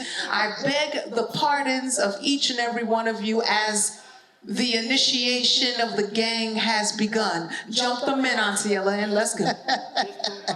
So let me just preface ahead of time, this was not my idea. But I thought it was a good idea. So, so I just handed out a chart for a song that I recorded on my first CD years ago. It's sort of an original. The words were written by Sting, and it's a scary song. But I changed the melody and the feel of it to try to soften it a little bit, but it's still a scary song. So what we're going to do, I'm just going to tell you, and also the band at the same time, we're not going to do the whole thing. We're going to do, let me just take a peek. Okay, we're going to do the intro. At letter A, we're going to do A, B, C, and D, and then go to the second ending. Okay? So you're going to do the intro. take it through, and you're going to basically follow the form down. But when you get to the top of the second page, don't take the first ending, take the second ending. Okay? All right. This is all Greek to a drummer, but we will work it out. So I'm gonna give you a feel for it, right? You'll feel it.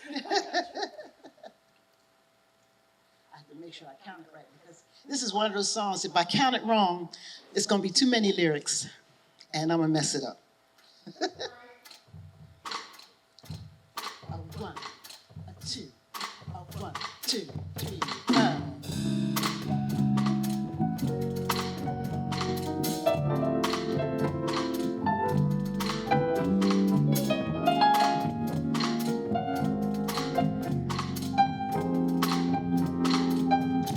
Every breath you take, every move you make, every bond you break, every step you take, I'll be watching you. Every single day, every word you say, every game you play, every night you stay, I'll be watching you. Oh, can't you see you belong to me? Now my poor heart aches. Every step you take, every move you make, every vow you break, every smile you fake, every claim you stake, I'll be watching you. Second ending, you ought to take the second ending.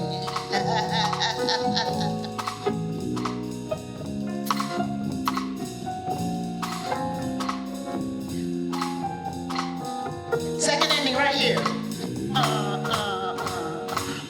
Since you're gone, I've been lost without a trace. I dream at night, I've been only see your face. I feel alone and I long for you to trace. I feel so cold and I long for your embrace. I keep crying, baby, baby, please, please, please.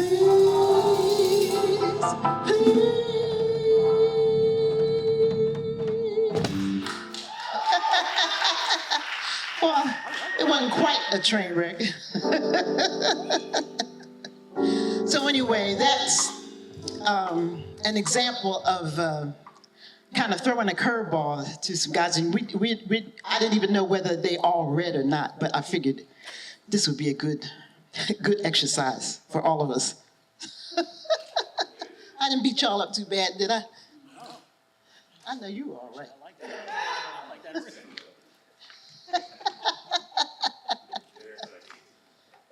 Take it. I like it.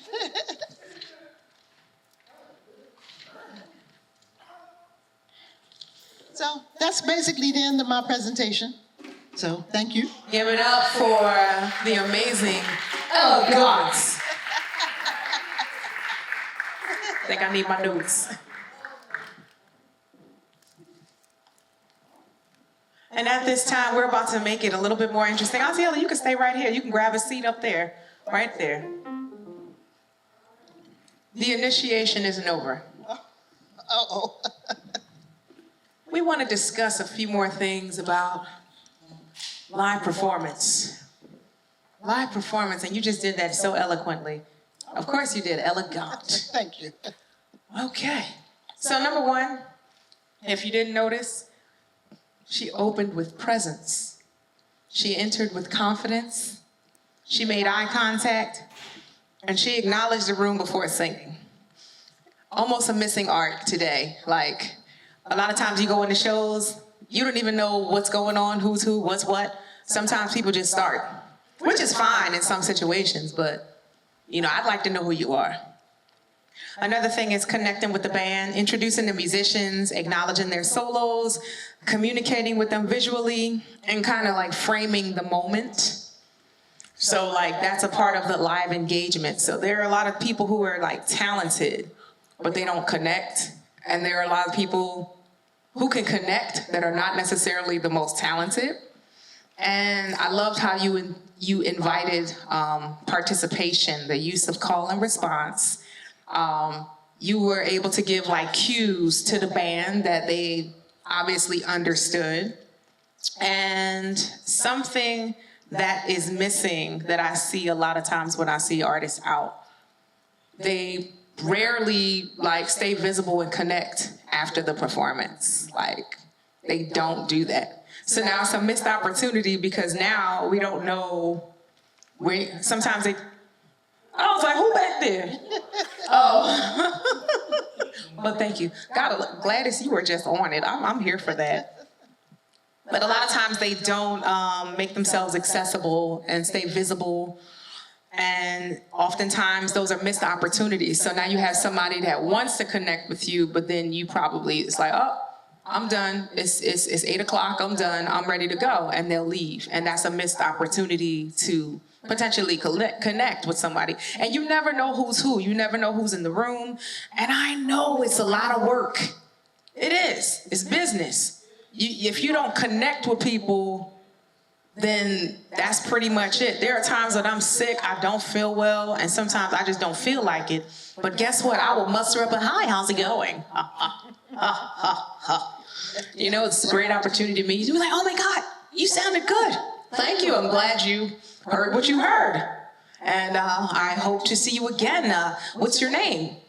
Hey, we can exchange information on social media. A lot of times social media may not be available. Hopefully it is. But it's an opportunity to share information on who you are, what you are, where you're going to be at next, what your goals are. Give them your social security number. No, I'm joking about that. and have like accessible ways of connecting. Everybody may not be on social media, but maybe a business card, a QR code, social media. I mean, Blink. Everybody knows about Blink with a Q and with a Q. Blink is very accessible. It's free. I mean, get the free version. We don't have to pay for it. Get a link tree, put it together, and make sure that you are available to be connected and contacted. Because a lot of times, I find that the people that get the most work that I have come across, that book the most situations, they're not even on social media like that at all. They're getting opportunities from word of mouth, direct contact. Like, I've worked with a band privately, secretly. For those that know, for those that don't know. I have secretly hustled with them. And I'm like, you're never on social media promoting what you guys do. But they always, and I mean, the check's clear. The check's clear. I mean, you know, I paid for my last dental visit with that. I was like, oh, I'm here for that. I was ready for it.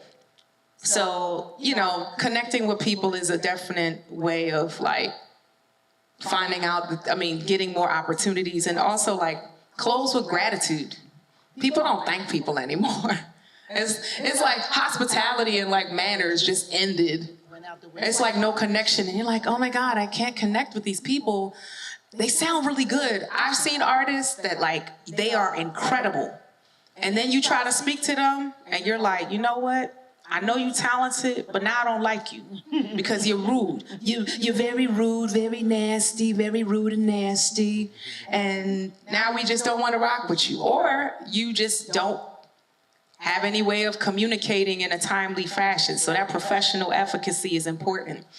And I'm going to try something with the band. And unlike Angela, this was not planned. Well, that wasn't really planned with them either. She had a plan, I had a plan, they didn't know about the plan. But I didn't tell her about this plan. So I'm about to see what we can do. I want you to play this in the key of H.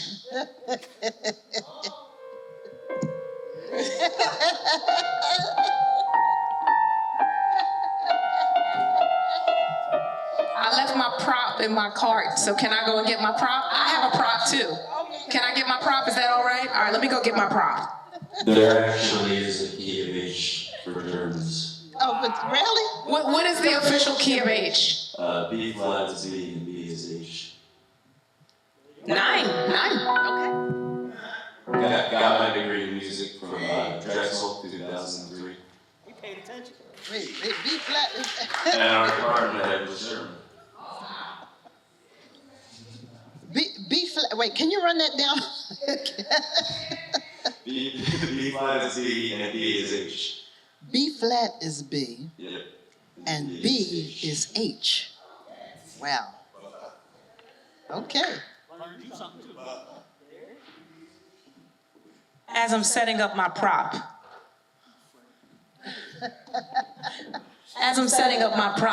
Play a little dramatic flair as I set it up.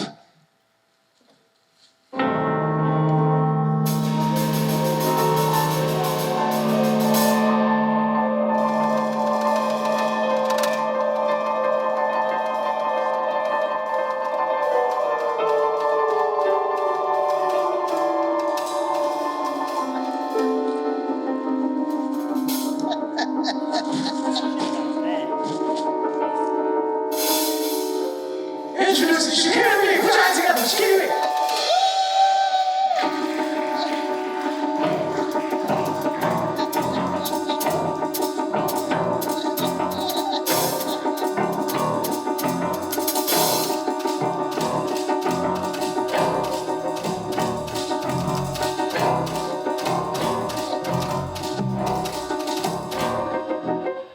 Shh.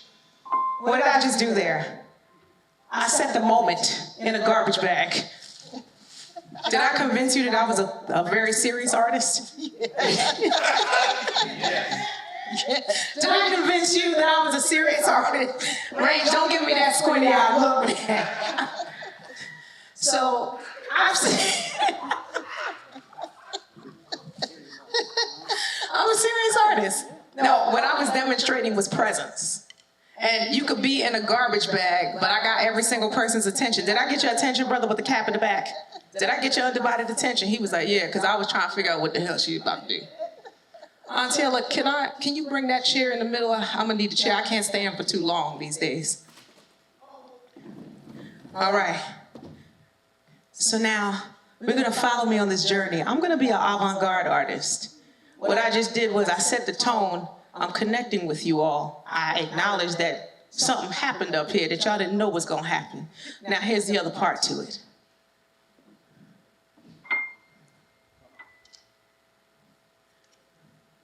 Follow me. On a journey, on a song. Hi, Stephen. Yeah, I'm one of those avant-garde artists. I'm not like trained. She said, hey sister, it's really, really nice to meet ya. I just met this 5'7" guy who's just my type.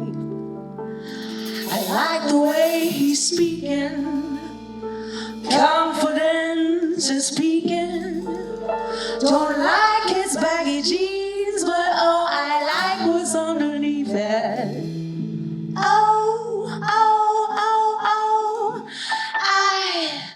Been to MIA. Never been to Cali. Been to New York Hideaway.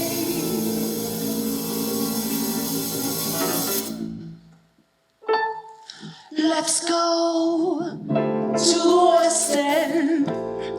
I'll show you to my brother.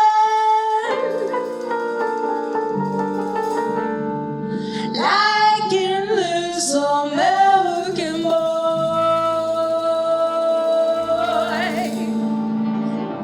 American boy.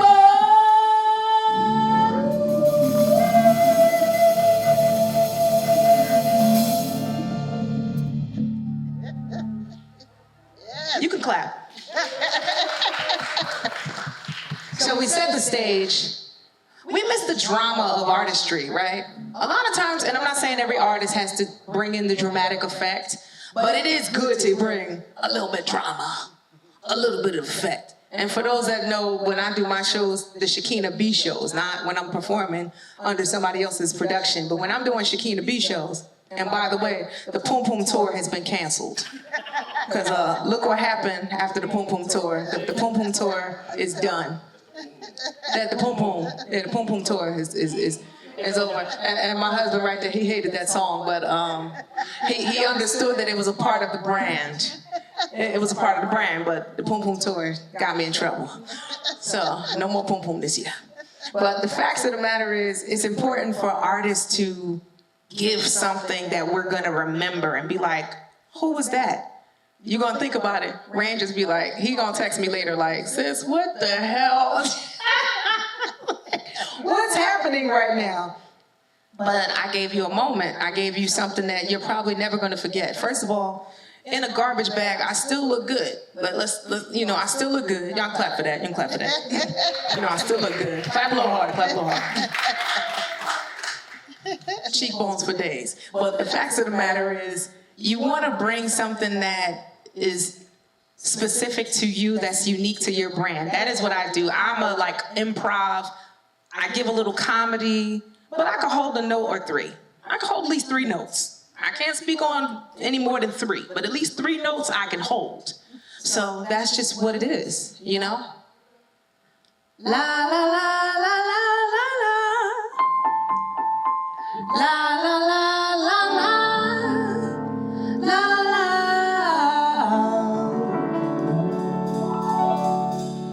Ooh, ooh.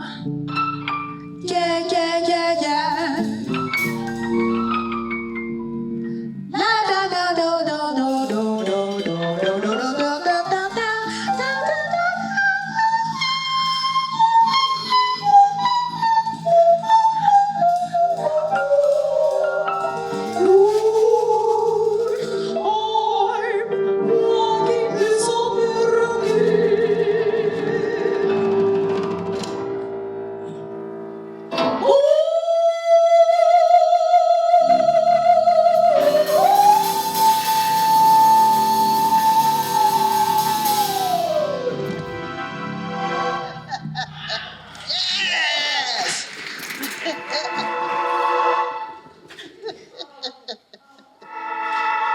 But yeah, that's what I do from time to time. That's what I get. That's what I get paid to do from time to time. But yes, we're bringing a moment where we're bringing the essence. Now, Asiela, you can come on next to me and let's share some tidbits, some tips. If anybody would like to use this garbage bag as an outfit, it's officially couture because I put it on. It's officially couture because I put it on. Are there any questions? Are there any comments? Does anybody want to know where I got the garbage bag from? I'll be more than happy to share that information. All right. What are your thoughts? Any professional cues you want to give to any artists? I think you can turn any part of you into music that people can appeal to, that people will find appealing. And that's the main thing, be appealing to your audience. No matter what it is you're doing, whatever it is you're planning to do, just make sure it's appealing to the audience and the audience will enjoy it. Even if they don't understand it, as long as they enjoy it, you've done your job. You have done your job. Because your job is to perform and to be pleasing and for the audience to enjoy what you're doing. So as long as you do that, regardless of what it is, you've done your job. Yes, and at this time, we'd like to bring up an artist to kind of just perform something. I'd like to, if he's okay with it, Mr. Range, would you do me the honors of blessing my microphone? I don't get to see you often, so, Range is a extraordinary talent. I've had the pleasure of working with him on one of the craziest projects I have ever had. He put his shades on, it's real. Did you want to borrow my garbage bag? Or? Okay, he don't want to borrow it. You come up here, brother. Give it up for Mr. Range. An incredible artist who manages artists, who does artist development, and I would love for you to give some feedback. I don't know if you want the chair. However you want it, King. However you need it, brother. So, I'm gonna just let him do his thing. I mean, we just have these opportunities where people can work with the band. Let's work the band. Peace and blessings, Sean. This is definitely not planned. I came out to hang out and support. Y'all give Shakina some love. Give us some love. She is a dynamic individual. She's extremely talented, as you heard, and just flowers for being on top of your stuff. Like, as she was saying something earlier, as an artist, I'm a creative. I've been creating since I was a kid, and I'm old now. And I feel old. But the creative part for creatives is like, it's like second nature.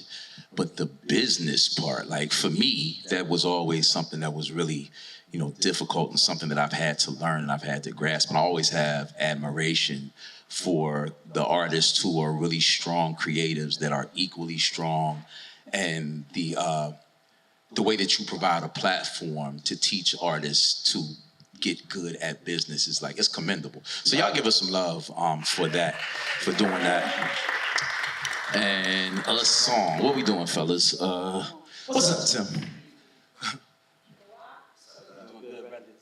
Well, while he's getting his music together, I want to tell you, him and I, we were a part of a 50-piece orchestra, like a few years ago. And it was a project with Sun Ra Orchestra and some of the best in the greater Philadelphia region. And we put together like a video project and also like a whole unique new production that was like, we were there for like 3 months in the cold. And when I tell you, I complained every single day. Every single day I complained. This man, he knows how to suffer. And he was just like, I said, you ain't feeling this, this ain't bothering you. And he'd be like, it's work. He'd be like, it's work. And I was like, you know what? I'ma still complain, but just quietly though. I'ma still complain, but just quietly. He really suffered through the situation. I mean, the project came out and, I really got a chance to bond with you. So we got some memories. All right, I talked to the band. We going do a classic for you. And as she said, I am a singer, I'm an MC, I do artist development. I got a rap group in the building, my guys. Cole Gray is in the building. The sister was talking about getting out and seeing singers and seeing performers. I actually host an open mic along with the guys at Velvet Whip. We do it every first and third Thursdays. It's not free, but it's a dope experience. And we're looking for artists to come. This is a track or instrumentalist driven open mic. So bring your tracks, come do your original songs. We don't allow people to do songs over tracks with their lead vocal on, because that's not you actually performing. But we try to create a platform for artists to come and do their thing. So that's every first and third Thursday at the Velvet Whip. Please come hang out.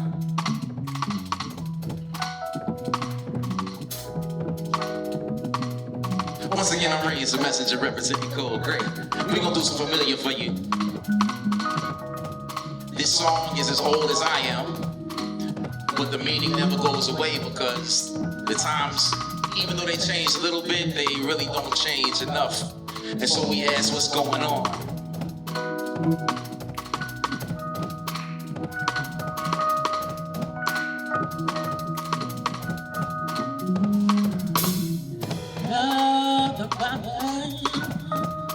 There's far too many of you crying.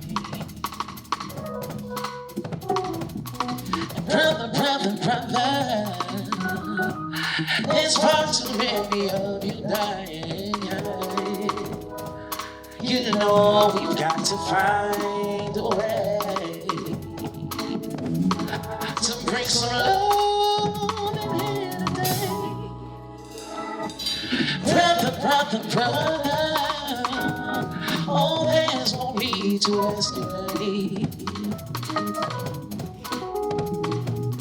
The war is not the answer, no, but only love can conquer hate. And you know we've got to find a way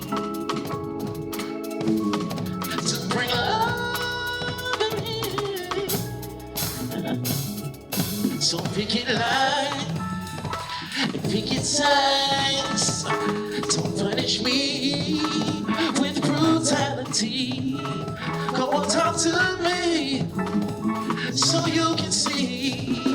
Say what's going on? What's going on? What's going on? Yeah, going on.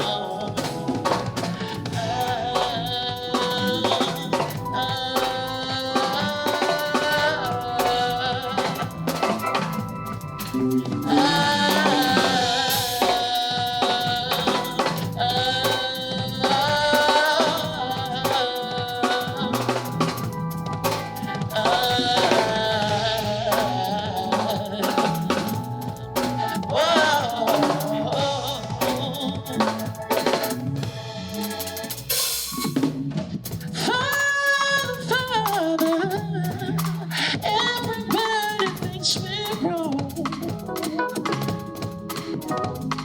Oh, but who are they to judge us? Simply because our hair is long. And you know we've got to find a way to bring some understanding here today. Oh, picket lines, picket signs. Don't punish me with brutality. Oh, talk to me so you can see. So what's going on? What's going on? What's going on? I'll tell you.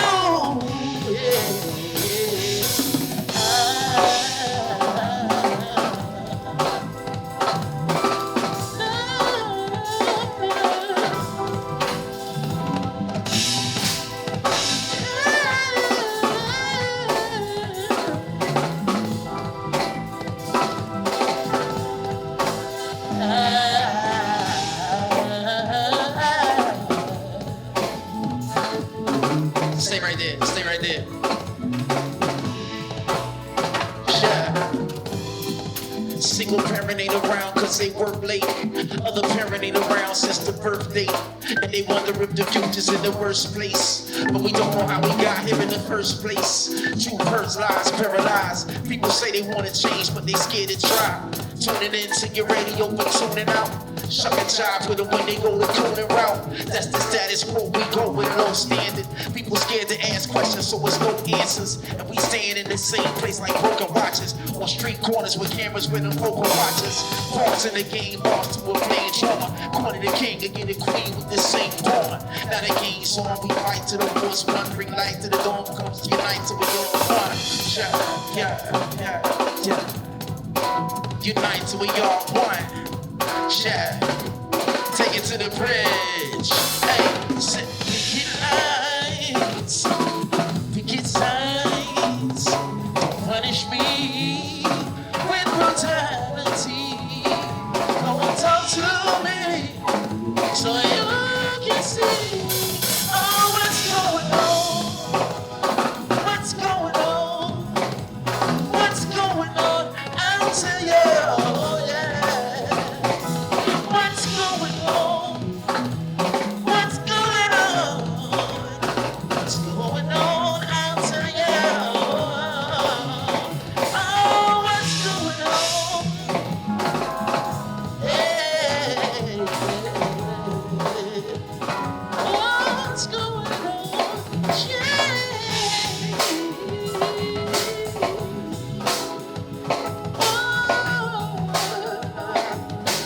We got Phil on the keys, talk to him, good, right?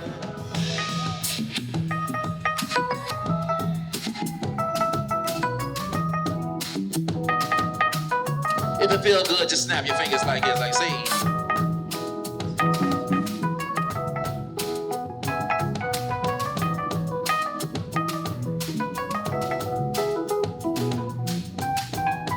What's going on? What's going on? What's going on? What's going on? What's going on? What's going on? What's going on?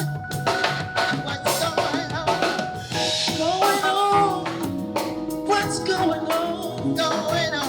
What's going on? What's going on? What's going on? What's going on?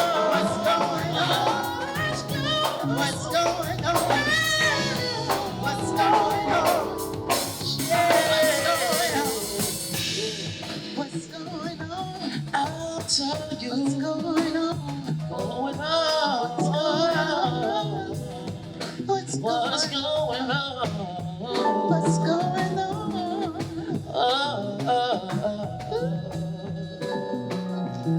Going on. Give it up. The man. Y'all make some noise for the band, man. Thank you. Once again, this was definitely unplanned. Just came to support Sis. But thank you guys for coming out, and thank you for the platform. Much love to y'all, man. Appreciate y'all. Give it up for Mr. Rage. He's a messenger. He is the griot. And he is an artist development company that he helps artists to develop themselves.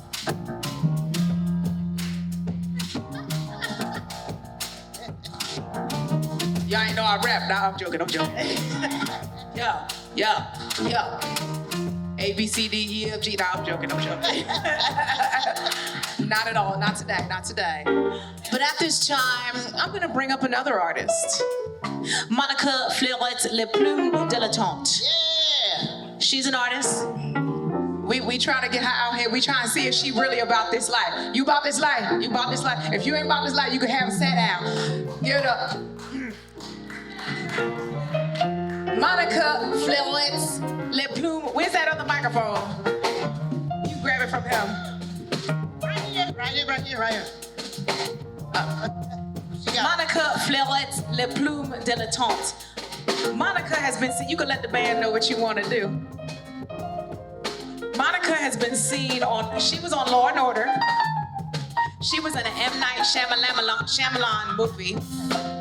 She's been in several productions. She's an actor, a union actor, and a vocalist, and a dancer. She's an aerialist. And she says she wants to really get into the thing of music. So this is an opportunity when you have a live band. She said, where are the musicians at? The musicians are right here, sis. And the shame on you for not getting their information. You should have everybody's number up here if you try and work with somebody up in here. I'm just saying. So Monica's gonna give us a selection of songs. And hopefully she don't need any backgrounds. But if you do, I guess we sitting on ready.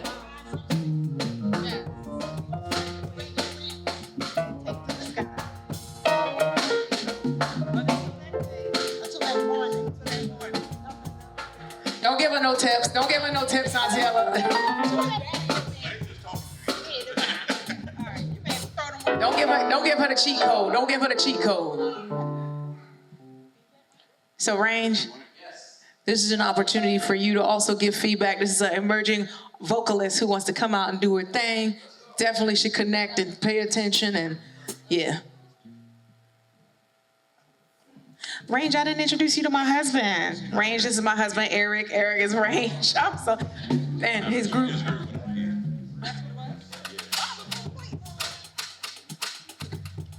Uh-oh, she's already, I'm gonna get off this stage. I don't know what's happening. I just saw a little bit of shuffling and it was a little too much for me. How y'all doing? Shout out to Shakina B.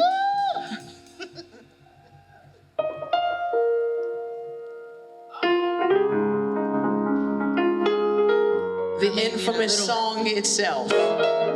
May need a little help from Ella. Don't go nowhere.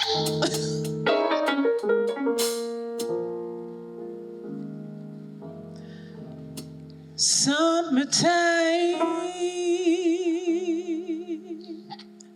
and the living is easy.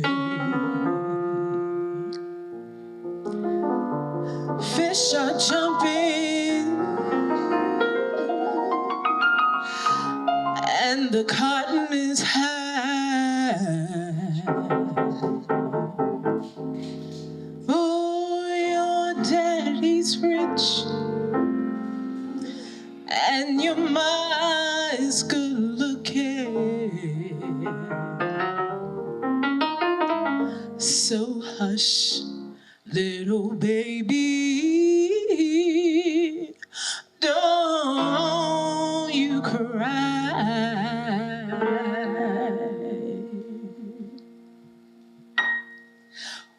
One of these old mornings, you're gonna rise up singing. You take to the sky, spread your wings, and take to the sky. But until that day, no one's gonna harm you with daddy and mammy standing by.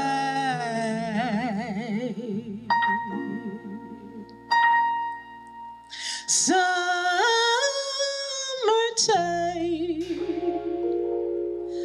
and the living is easy. Fish are jumping and the cotton is high.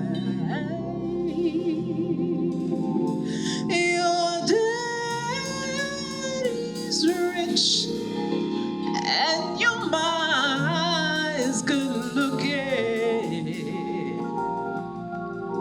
So hush, little baby,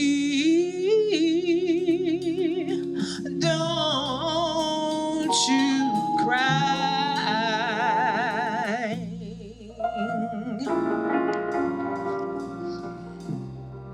Phil, take it away.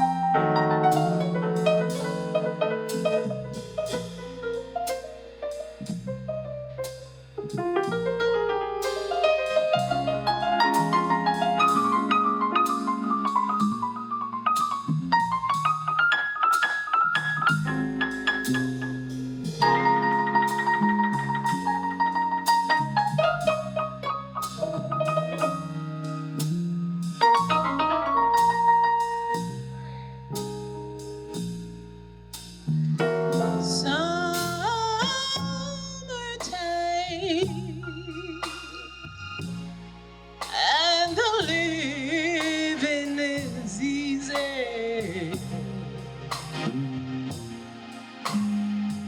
Fish are jumping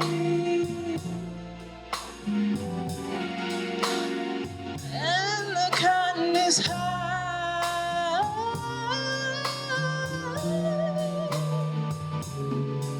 Your daddy's rich and your mind's good looking.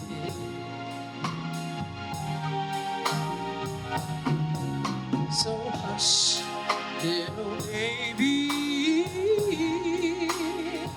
don't you cry.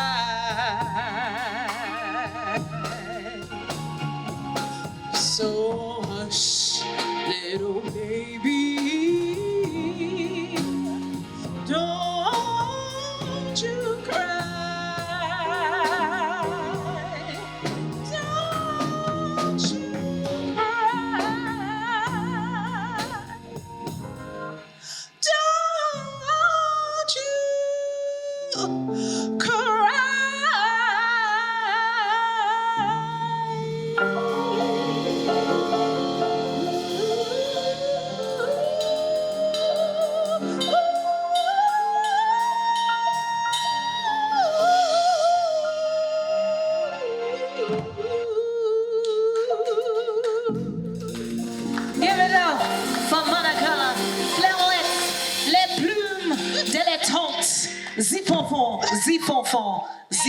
Thank you. I have a final announcement before we conclude this. Thank you so much, sis, for she did the second verse, almost. She did the second verse of the song, and that was something that, give her a hand for learning that second verse. We wasn't sure, we was testing you, because me and Ella was gonna jump you at the conclusion. But at this time, I'd like to thank each and every one of you for coming out to Creatives Chat, and those that are following us on YouTube's live stream. We're gonna re-premiere this entire recording for further view enjoyment. My name is Shakina B. I'd like to give a shout out to Mr. Phil Key Doc Collier on keys, Mr. Derek in the Pocket Smith on drums, Mr. Timothy Ragsy No Shoes Ragsdale on bass. We have Sticks on sound, Benny and Max on videography. Shout out to We Love Philly, they was here to just do some promo. Shout out to Gladys, Gina, the Rotunda family, and for each and every one of you. I am here, and we will be back here in September, and I guess we gotta figure out how big I'm gonna be at that point. But in the meantime, in between time, I am encouraging each and every one of you to look under that table and get some Tupperware and take the meatballs and the rest of the food back to your homes, because the price of food is crazy out here. And I'm gonna tell you what, Sister Sheila Muhammad did her thing on that food. Give it up for her for making the food. And I hope to see you next time at Creatives Chat Series 2026, the installment. Good day, good night, and good luck.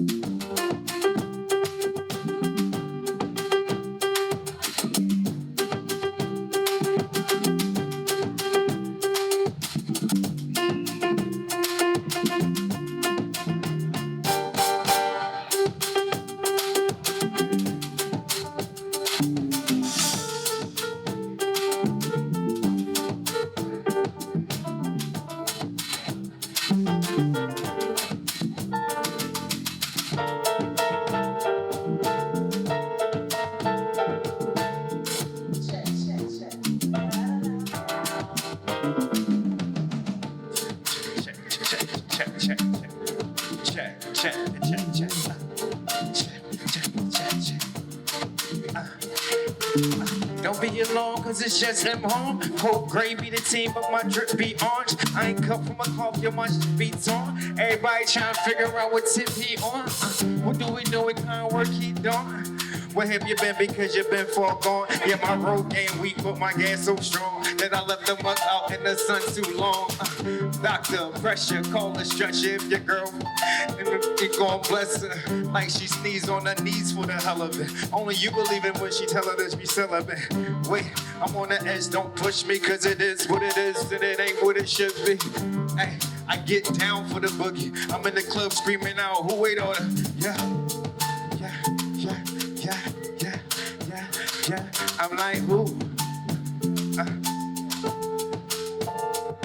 Yeah, down for the shit.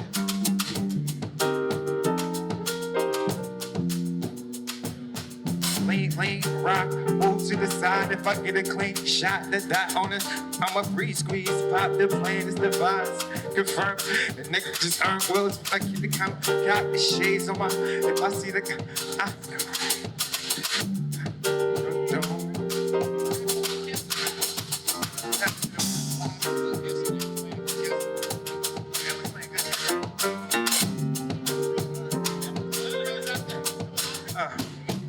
it's falling apart, cautious rolling while she making steak and eggs. At 5 in the morning, we can only be about to do one thing. Hey, I see the devil is a lie. The other girls can't compete with mine. You do it so good, you're for mine. You make me want to tap out every time. You pretty girl leave me so inspired. Your pretty lips leave me so inspired. I think I got a winner. Could be a killer, cause she's such a good. Hey, got lipstick on my leg. Oh, babe.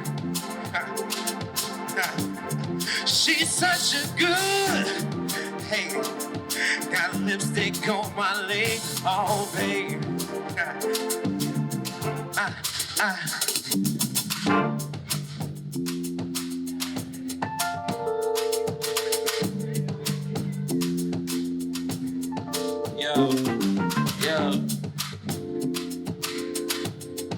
Yeah.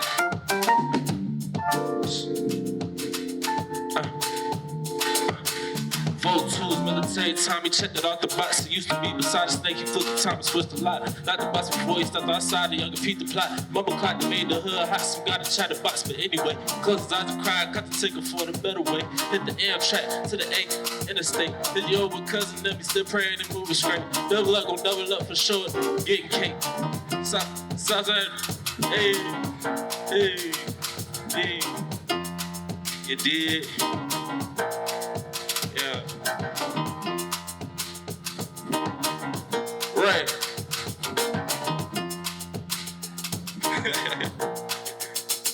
Right.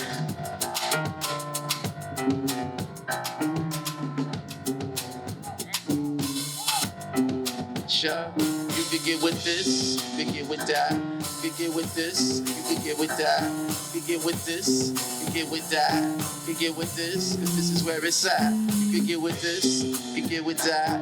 You can get with this, you can get with that. You can get with this, you can get with that. Think you get with this, yeah. I'm a spoken word artist, smoke the herb, spark it. All in moderation, elevation, here's the part. When I ain't involved in this, with this is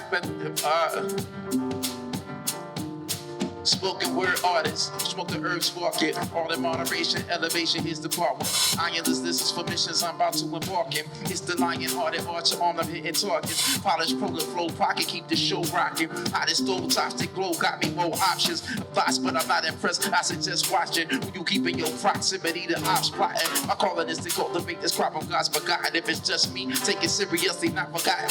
I'ma change the world, give them the code till they got it down. Practice, no act, show practical. You could get with this, you can get with that. You can get with this, you can get with that.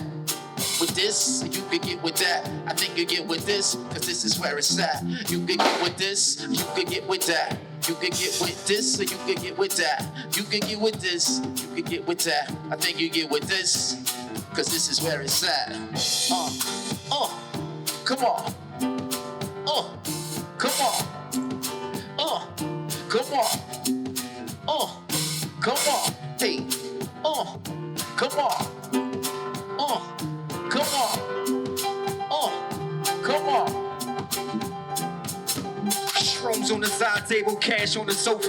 Ramen noodle, push a strudel down in the toaster. Tell me rumbling, stumbling on whoever fell asleep on the floor. I got the reefer for show, and I be geeking, I know. Yeah, I be tweaking the flow. Smoking fast, you gon' laugh cause the roof was slow. I got the supercalifragilisticexpialidocious. Niggas gotta sign the waiver anytime they smoke this. It's a struggle to breathe when you tote this. The Wayne Carter got his name when he smoked. Tap a hashtag on a hash man, get a flashback, give a bag slap, shit be moving past that. Staring at a psychedelic ass tat on the same couch in the crash that. Thinking did the smash that? No, it can't be. But if it is what it is, hey, man, we gotta move. You can get with this, or you can get with that. You can get with this, or you can get with that. Said, you can get with this, you can get with that. You can get with this, but this is where it's at. You can get with this, you can get with that. You can get with this, or you can get with that. You can get with this, or you can get with that. You can get with this, but this is all that. Go crazy like da da da da da da da da da da da da da.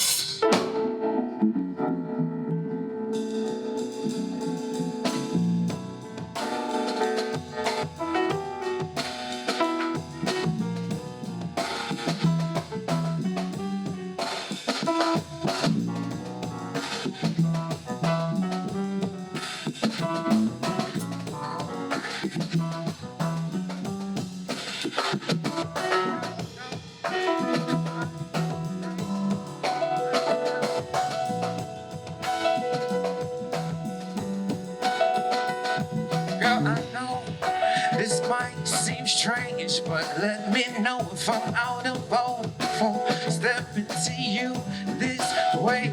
See, I've been watching you for a while, and I just gotta let you know that I'm really feeling your style. See, I've been your name and leave you with my number, and I hope that you will call me someday.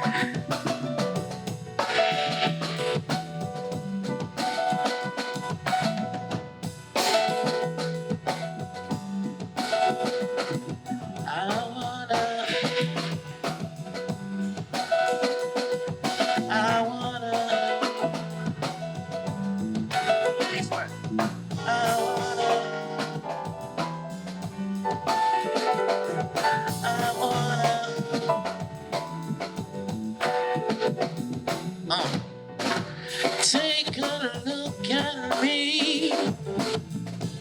Tell me, do you like what you see? Do you think you can? Do you think you can do me? Kiss me, pretty baby. Touch me all over. Girl, what makes you think you can deal with me? Do you think you can do me, baby? I wanna do me, baby. I wanna do me, baby. I wanna do me, baby. Girl, let your head down. Take off your clothes, leave all your shoes. Would you mind if I looked at you for a moment before I make sweet love? Hey, 90s vibes.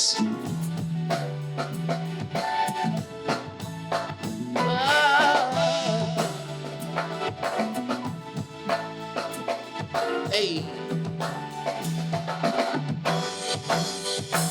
If it isn't love, why do I feel this way?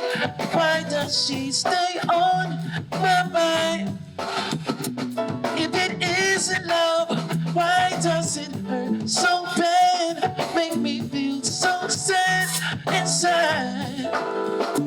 If it isn't love, why do I feel this way? Why does she stay on my mind?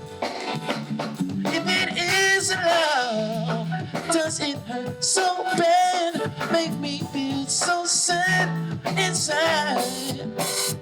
If it isn't love, I wanna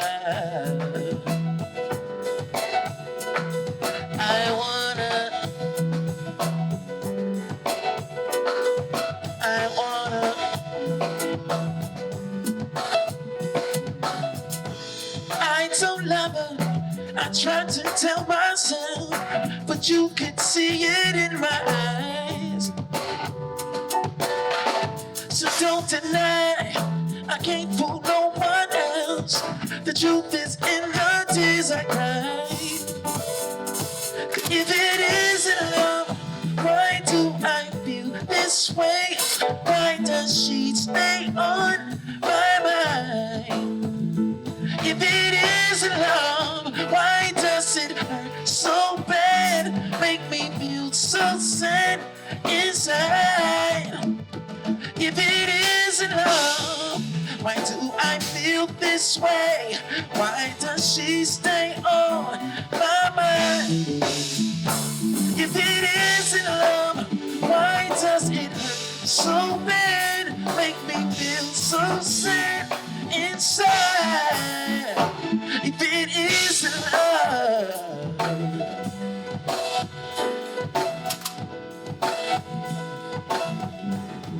yeah,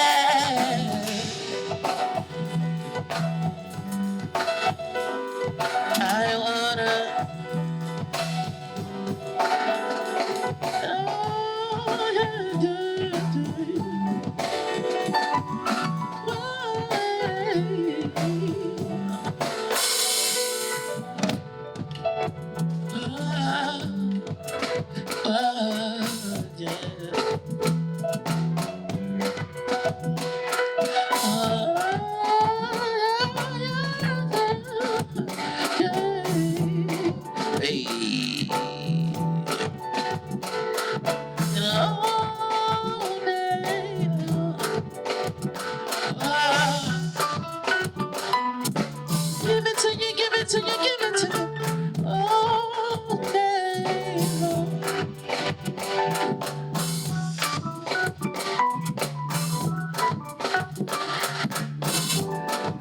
Don't love her, trying to tell myself, yeah. All night,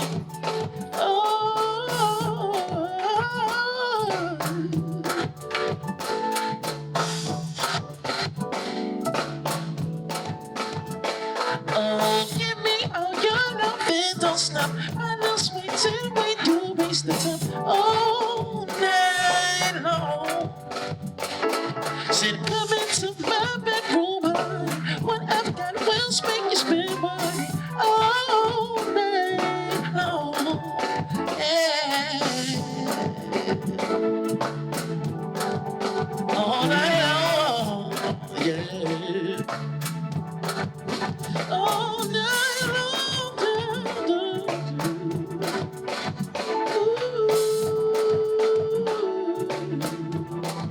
Smooth operator, hey, yeah, cause I'm so smooth, yeah, cause I'm so smooth, yeah, hey, cause I'm so smooth,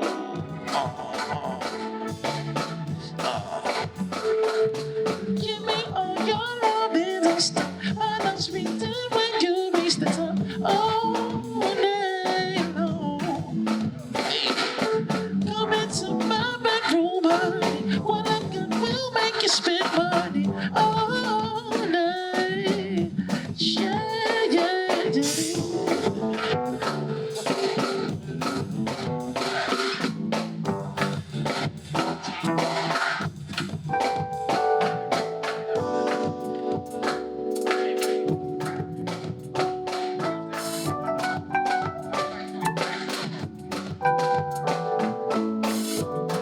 You know very well who you are. Reach for the star. You had enough, nothing midnight. I'm the only one. Gives you good plenty. Yeah, yeah. Wow, yeah, yeah. Juicy.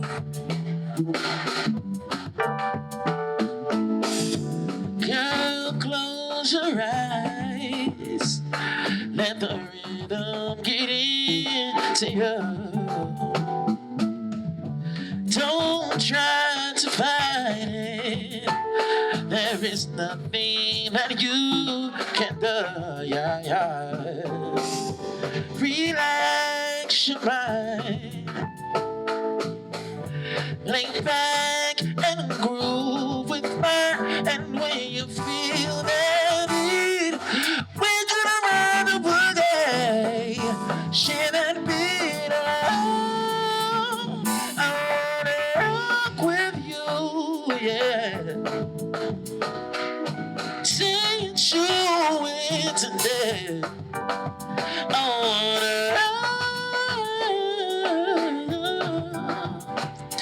Let's rock the night away. Out on the floor, there ain't nobody there but us. Girl, when we dance, there's a magic that must be love. Oh, just take it slow. We got so far to go. And when you feel that need, we're gonna ride the boogie. Share that feel. I wanna rock with you, yeah. Say and show it today.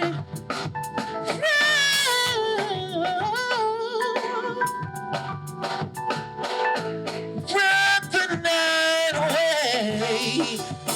I wanna rock. Change your way today.